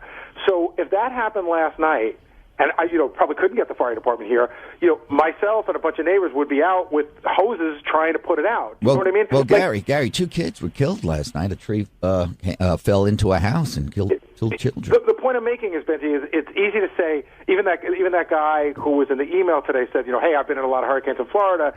I don't have insurance, and so I had to stay with my house, which I don't understand that part either. Because just because I have insurance doesn't mean that you should walk away from it, because, like I said, something small like that could happen that you could take care of, and I should not be here, so the whole house should burn down? That's originally why I said it. To me, it'd be like leaving a $1 million wallet exposed. Gary, do you regret not going in today? Do you regret anything really over the past 2 days? Okay, I don't regret not coming in today, and I will tell you that, when last night, when all the stuff was happening in the house, between 6 and 7, Mary at one point looked at me. She goes, "I am so glad that you were here. I'm so glad that you didn't stay in." And this morning, she got up at about 7 o'clock, 7:30, and she could tell that I was visibly upset. She could tell that I was just upset. She said, "What happened?" I said, "It's yesterday, like times 100, and today I don't believe is kidding." I should point that out. Like, a lot of people hit me yesterday and said, "Hey, I thought Howard was kidding. It was just a bit for the show." But I think today there was no mistake. There was no joke involved. And I told Mary, I said, I'm just getting hammered today. It's, I'm a disloyal scumbag. And she looked at me, and these big tears welled up in her eyes, and she said, "You know what? Nobody can tell you any differently. You did the right thing." So I didn't need her to tell me that, but it was great to hear. On Wednesday's wrap-up show, it was all about the hurricane, how everyone was responding to Howard and Robin wondering where the dependable people were. Ross Zapin thought Jason would take advantage of the opportunity. Richard was upset. A lot of people were upset. Tempers and tension running high, which makes for a good wrap-up.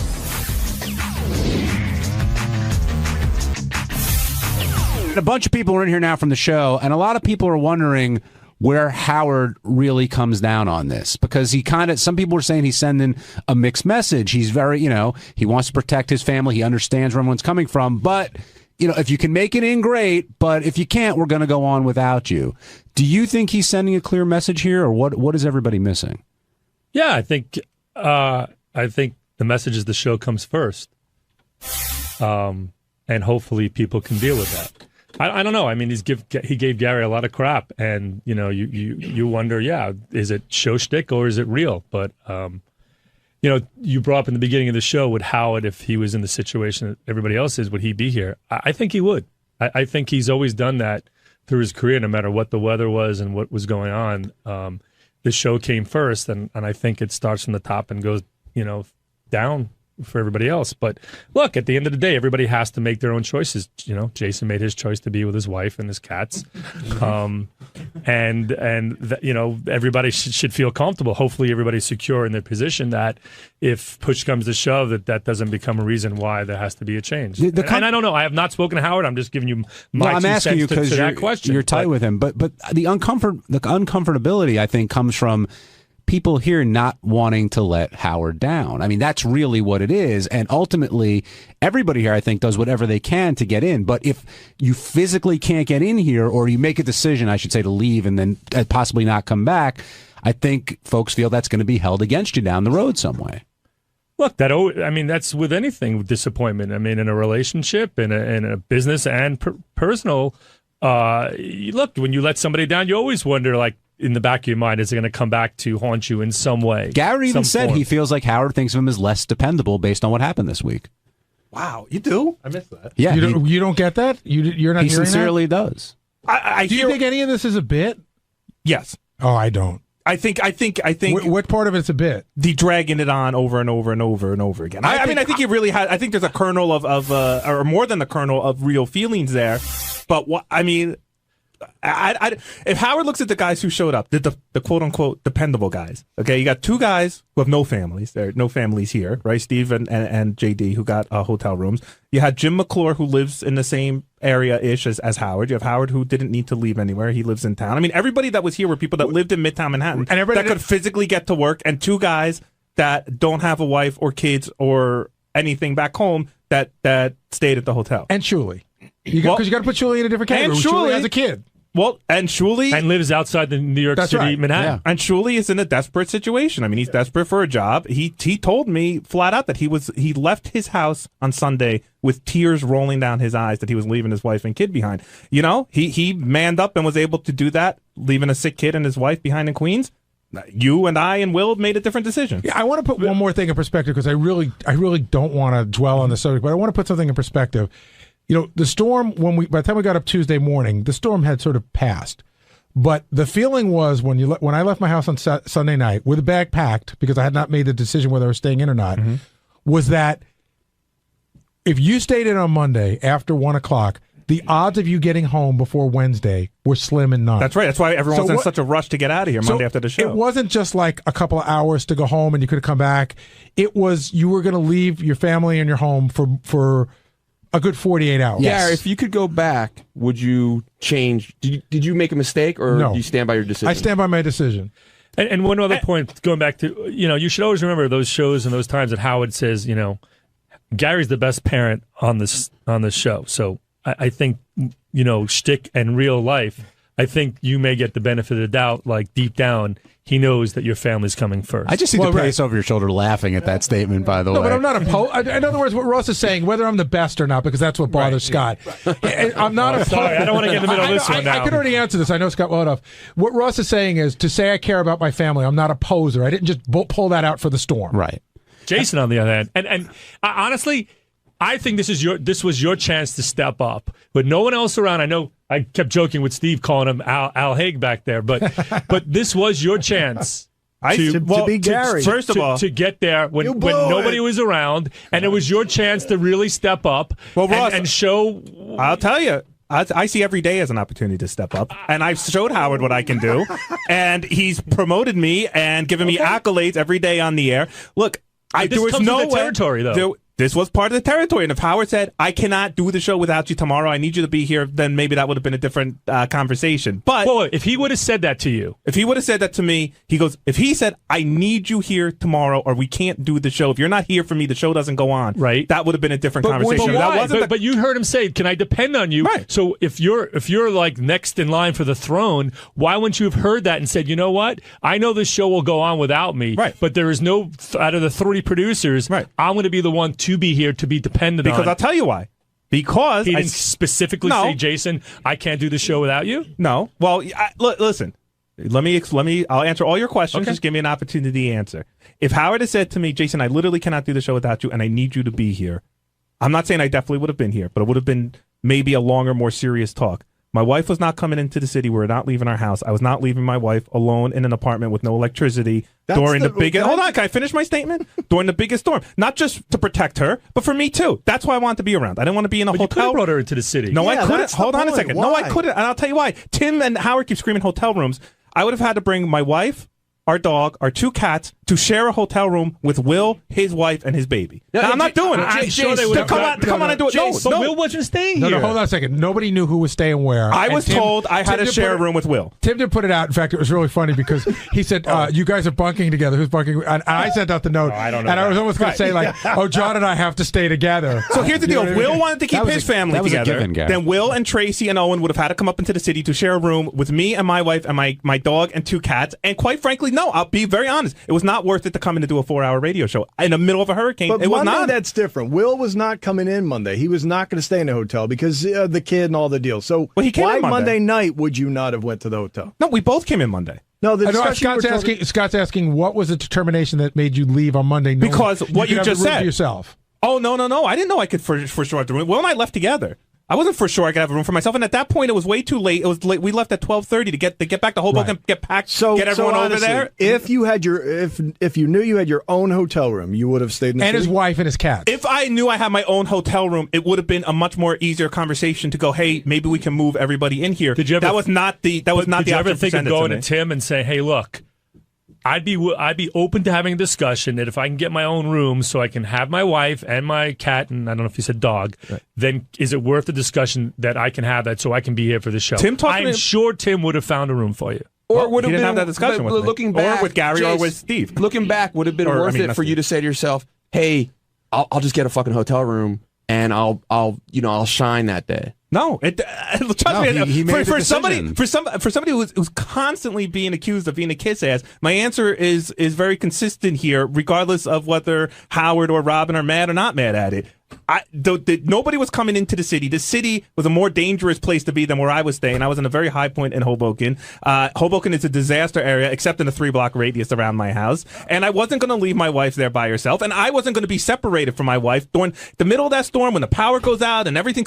And if I had internet access and I could see what was happening in Hoboken, because I just saw the pictures today, my heart would be ripped out of the chest. I couldn't do it. Maybe Shuli's got a stronger constitution than me. I don't know what to say. He wants it more. I don't know what to say. Well, hold on. Let's move off this because Richard's here. We'll get back to it. But Richard, of Doug, Gary, Scott Salem, everybody, it seemed like Howard said he was most disappointed in you. And you try to explain the rain and how you were dealing with that, but Robin and Howard really didn't seem to really want to hear that. Well, he seems like he's disappointed in me a lot of times, whether I'm here or not. By the way, so. I think if you got me, Doug, Richard, and Scott in here, each one of us would individually tell you that we thought he was most disappointed in us. Well, hold on a second. I would say me, Doug would say Doug, Richard would say Richard, and Scott would say Scott. But see, I don't think he was most disappointed in me because I think he thinks I'm kind of retarded anyway, so I don't think he was surprised. Well, Robin really lit into you today. She was fired up from the get-go, but you in particular felt the wrath. Why do you think that was? I don't know. I said the wrong thing and made her angry. And well, that was what I wanted to. That's why I planned. I'm sorry, Gary. I planned on just going and say, okay, I'm sorry. I'm not going to argue. I tried a little bit to defend myself, and it backfired. But I was going to sort of get into that, shifting gears a little bit. Early on, Robin asked Howard at like 6:05, what about Gary? And he goes, you know what? It's enough, whatever. And Robin seemed to want to talk about it more than when Doug came in, they spoke about it. But Robin, I would say, seemed angrier about it than Howard. I agree. Even to the point where she said, you should hear what I say about these people off the air. Well, Robin has Jim said McClure, call in. Robin has said about me before, and I'll never forget this. She said one time, nobody would care if I died. Wow. And so it's like nice. I'm not I'm used to being ripped into by her. But the thing that was getting lost there was, she was saying whether, why would you leave your family in a dangerous place? And I would say that's not the same situation. I didn't leave my family in a place where they could die. I left them in a place where there was some danger going on. I didn't think they were going to die. Protect them. Where I could protect them, but Robin was just so angry. A lot of venom, just venom. And she does not see that money does play a part in this. Like, us wanting to protect our houses is very important to us. Maybe it's not to her. Maybe she's got enough money to. Yeah, why not? Let's let it it get washed out to sea. She'll just buy another one. Well, they kept saying to me that all my stuff is junk. What does it matter? And by the way, because Robin really, I don't think she understands what relationships are like, considering she hasn't really been in a real relationship in a long time. So let me explain something about what it means to protect your family. No, I couldn't do anything if a tree crashed through my roof. Okay, I couldn't do anything. What I could do is be there and hold my wife's hand when the power went out, and to be the guy that says everything's going to be fine when I knew everything might not be fine. Robin has a lot of opinions about how people should protect or not protect their loved ones. You know what, Robin? Why don't you find a loved one and then you can tell us how to protect her? All right, Jason, calm down a little bit. He's got some venom in it too. But I said this on the air yesterday. I'm going to say it again. There's a period of time during the storm where you could hear a tree snap in the front yard, where the lights flickered off and on, where I heard pop, pop, pop, because the modules on my computer lighting blew up and started smoking, and Mary wanted to call the fire department. And exactly what Jason just said is what I was there for. Man. Okay? They were never in any danger. But I think had I not been there, I was doing a lot of things that I knew I could look at it and go, I think this is what it is. She couldn't. And so she wanted to call the fire department. I'm thinking, call the fire department. This is the last fucking place they're coming. Right. There's an actual fire going on down the block. So what I could do is comfort her. And that's what I was there for. She kept saying, "Why would you stay home? Why would you stay home? If it's so dangerous, why would you stay home?" Where else is everyone going? Everything it said that if you're not in a flood zone or an evacuation zone, the safest place is at home. No, but her and you point, stay with your family. But Doug, why weren't you in? She questions, and what are you going to do for your family? Well, when the power goes out and I have 2 little kids who are scared shit, you need a parent for each of them. If they need, you don't want them running around the house. But again, like Jason said, she wouldn't know this. Her point was that you had on Monday, you had time to bring your kids in to do what like. Why would you bring your kids to the city? I'm just to a place that is basically a I'm quarter stating her flooded. point. I'm not it's saying a I agree moronic with statement it. and Hold on. offensive Why and did dumb. John get off here? No one ever said about John. Why did John wasn't here? What's my call? Yeah, why were you home yesterday? Because I wanted to be with my family. Oh, what are you going to do to be with your family? And I made that decision. But John, do Your you kids are older. Hold on. Yeah, your kids are in college. What everybody's getting at is, do you think that that it was? Yes, I think Robin's holding No, along. do you think that Robin didn't understand? Like do you understand why you wanted to be in your home? Do I understand? Yes. The point. So why do you think she did? Pretty clearly. No. The point I'm trying to make is this. Robin was saying, if a tree falls and you're there, what are you going to do? So why not, if you have the means, why not be in a hotel with your family, quote unquote, safe, and then whatever happens to your house happens? My take on it is, I'm not leaving my house. Right. I want to be there with my family. Most normal people and take I it. want to be in the house. If it goes down, I'm there for You that. go down with your and ship. I'm there and with my family. If her ship And- sinks, she could buy another one. But that's we not- can't. But that's not fair. That's not fair. And that's really not fair. Well, why is that not fair? Hold on a second. Forgetting the rich. I'm talking about my situation. Right. I'm talking about my situation. So I said yesterday, the people across the street from me, the power went off and on, off and on, off and on, and they had like a little flame spit out of their electrical outlet, and then all the surge protectors melted. Now, if that could have turned into a small fire. Yeah, If absolutely. I wasn't home, my house would burn down. If I am home, I have a way to put that fire out. That is a perfect example of why I wanted Well, to stay I home. kept let's- water from getting into my apartment. It would have ruined everything in our living room and our bedroom. Oh, but your stuff is stupid. But let's say, like, did anything but happen to your it's, but it's trampoline? my stupid. But let's stuff. say you're sitting in your house, you're with your family, you know the decision you've made, and nothing, very little happens. Do you then regret that No, decision? because- And the answer because is that's absolutely hindsight. not. That's all hindsight. Again, hindsight. let Robin go take a ride around Jersey or somewhere. And again, I feel for her because her house is probably Gone. destroyed. She told me that she which always is wanted. horrible. She told me she always wanted bay and ocean views, and she's pretty sure she has both now. Yeah, I think it probably is. But can I gone. just the point I was trying to make before, because I lost my train of thought, was at the end of the day, especially from Robin. I can't say this about Howard, but from Robin, I think she was trying to paint us as a bunch of people who were looking for any opportunity to take a free day off, and I don't think that represents any person in this room. Absolutely not. And I worked at home too. And- Howard was saying, Yeah, I "What worked did at you home, do?" too. I did work at home that made it onto the air Monday and I got up Tuesday. at 4 a.m. yesterday. I logged the show until my app and phone ran out of power, and that log is now in our database. But we've worked. I've worked with people who are like, I've worked with people who have used everything from religious holidays you've never heard of, like All Saints Day, Like Scott Salem. Well, but even other than that, Yom but Kippur. I've worked with people in other Yom jobs who Kippur. have used lots of crazy excuses to get days off. It's Tisha We don't B'Av. get that here. No. Right? We don't get that here. Well, how about I said And John, you worked on, you're not super religious, but you worked on a pretty holy holiday Well, me that you too. would have taken Well, off, right? Today, All of us Jews today is a religious holiday for me, Right. Halloween, and I'm here. we were hitting Robin a little bit there, but Jason was. Well, I think but is that anger misplaced? Like, Doug, you went in there today. You weren't pissed at Robin. You were pissed at Howard. I was annoyed at the whole situation. I just felt I was attacked because I passed on and followed directions given directly to me by the company. And the plan was to not send anyone in. No one could go in was the mandate.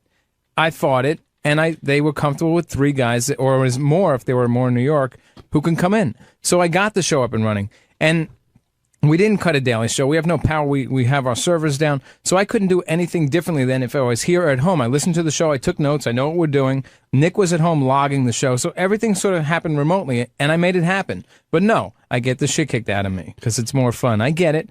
I don't know if it was a bit. I sort of felt like Gary, like it became genuine feelings. And it was like fury. I'm glad I didn't call in yesterday. Thank God, because I was on fire yesterday. But by the end of the segment I would've sounded today, like Jason, you were apologizing. You were because it's like, I think he had a little bit of a flip where he was sort of apologizing back to everyone, saying, I think he sort of flip-flopped a little. Yeah, well, good. Well, it is. I have to counterpoint say, might hurt then. Monday, I listened to the show from home, and there's nothing as frustrating as hearing Howard talking about you. Oh, and my you're God. going, no, that's not right. Well, that was that crappy phone call I made yesterday. The line was so bad, and I'm trying to talk to Howard. Oh, it's even worse, I think. It was worse. But we should talk about, because Scott DePace and I were just talking about this a little bit. So yesterday, after the storm is sort of over, I realized at about 11 o'clock, holy shit, I got to get out of this neighborhood for tomorrow, because no way, if I don't make it on Wednesday, I am fucked. Yeah. Right? So if you go in front of my house and you're going to make a right, there are 3 large trees down like 30 yards apart. There's no way I'm getting out that way. So I found out the other way I can get out to go deep around. The only thing blocking me is this low-hanging wire, right? Now, a couple of people have touched it. A couple of people, they said it's not live, but still. And I can't go unless I get my car under this wire. So at one point, I got Lucas, got a big branch with like a Y on it. You know what I mean? And like Lucas held it up while I went under. And Mary goes, "You're like the worst father ever." Yeah, She's like, how do you know they don't turn the wire? Yeah, we're using that next time. So that branch was wet, it explodes. I think that hurts your best parent on the show status here. I was with a couple of my neighbors, and we sort of knew that they were helping as well. Now, on the flip side, Gary, what if you did that and it turns out, God forbid, you got injured or the car exploded and you died? And then how does Howard feel? Because he put that pressure on you. Well, he put the pressure on you to get you in. You know in your heart. Be honest. That you didn't want to come in. Would Howard do that? Would Howard go under that wire? No. No way. Would Howard? I went under a tree that literally there were branches going to hit my window and stuff. And if one of those branches caught wrong and the tree ended up falling on my car, I was dead. Mary and I were fighting all last night. We went out to dinner, and I had to go under tons of trees that were like that. And at one point, she's like, "Don't go into the tree." It means everyone's going. It's the only way you can get through.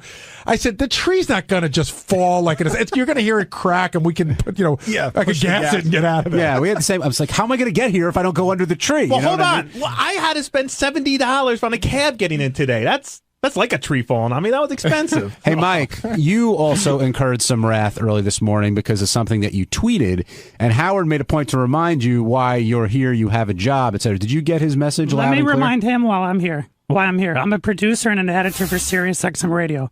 When it comes to raises, when it comes to anything to do, that he should be involved in, we work for Sirius. We don't work for Howard. Mike, I'm going to help you here. Seriously, I think you're a good guy. I think Doug doesn't work for Howard. I works for Howard. Do you follow? Like Doug I works work for Howard. We do. You work for Independent, but at the I end work of the for day, the licensee of Howard's products. We do, but Will was complaining last week, Howard doesn't know me. He doesn't know a lot about everyone here. I have a kid in one of my 2 apartments that I care for 3 nights a week. My concern was getting from this job, at 5 o'clock on Monday when the storm is beginning, to the Bronx, back to Washington Heights to my house. I got to worry about other things than just this job. And granted, nobody on the air knows, Mike may have a kid at home. I think probably if I could give you one piece of advice, we've all voiced that here saying, hey, we wanted to be with our families. I think that's what you're saying, somebody who's like a family to you. I think that when you keep it in-house, and you could talk to Howard, that's fine. When you start tweeting it, it looks like... So I'm going to get rid of my Twitter then. I'll get rid of my Twitter. Well, you don't have to get rid of your Twitter. I'm just saying that you should... judgment. It's a judgment call. Gary, let him get rid of his Twitter. Let him. If he's going to get rid of it. Mike, and you know this, I like you, and I've talked to you many times about how I feel you on Twitter is going to get yourself in serious trouble to get you fired from here. That's fine. Well, that is my opinion, and I've shared it with you. And I think if Gary is encouraging you to get rid of the Twitter account, I think it's fair to say if we keep it, I'm saying it's fair if we keep it in our universe, meaning Howard will yell at me, but if Howard were to go on Kimmel last night and say my producer's the biggest fucking asshole in the world, that's sort of out of our universe. It's not really fair. But let me ask you one question, Gary. As the executive producer of this show, could these shows that were done Monday and Tuesday not have been done on a Thursday and Friday of any week? Could they have not been replaced? Shows can be done any day, but it's Howard's determination what he wants to do and when he wants to do it. Well, the answer is no. Yeah, because it was a day and date at that point. It was like he wanted to be... Maybe I missed the question. What was the question? No, Mike, I think the bigger point there, though, is that it's Howard's show. Right. If he wants to do 5 a week or none, that's his call. It's the Howard Stern show that we all work for. It's not a democracy. But if we can't get in to help him with that show, we shouldn't be ridiculed and slammed and insulted. Assaulted? Well, then I don't Insulted, not assaulted. Oh. He said assaulted. He said insulted.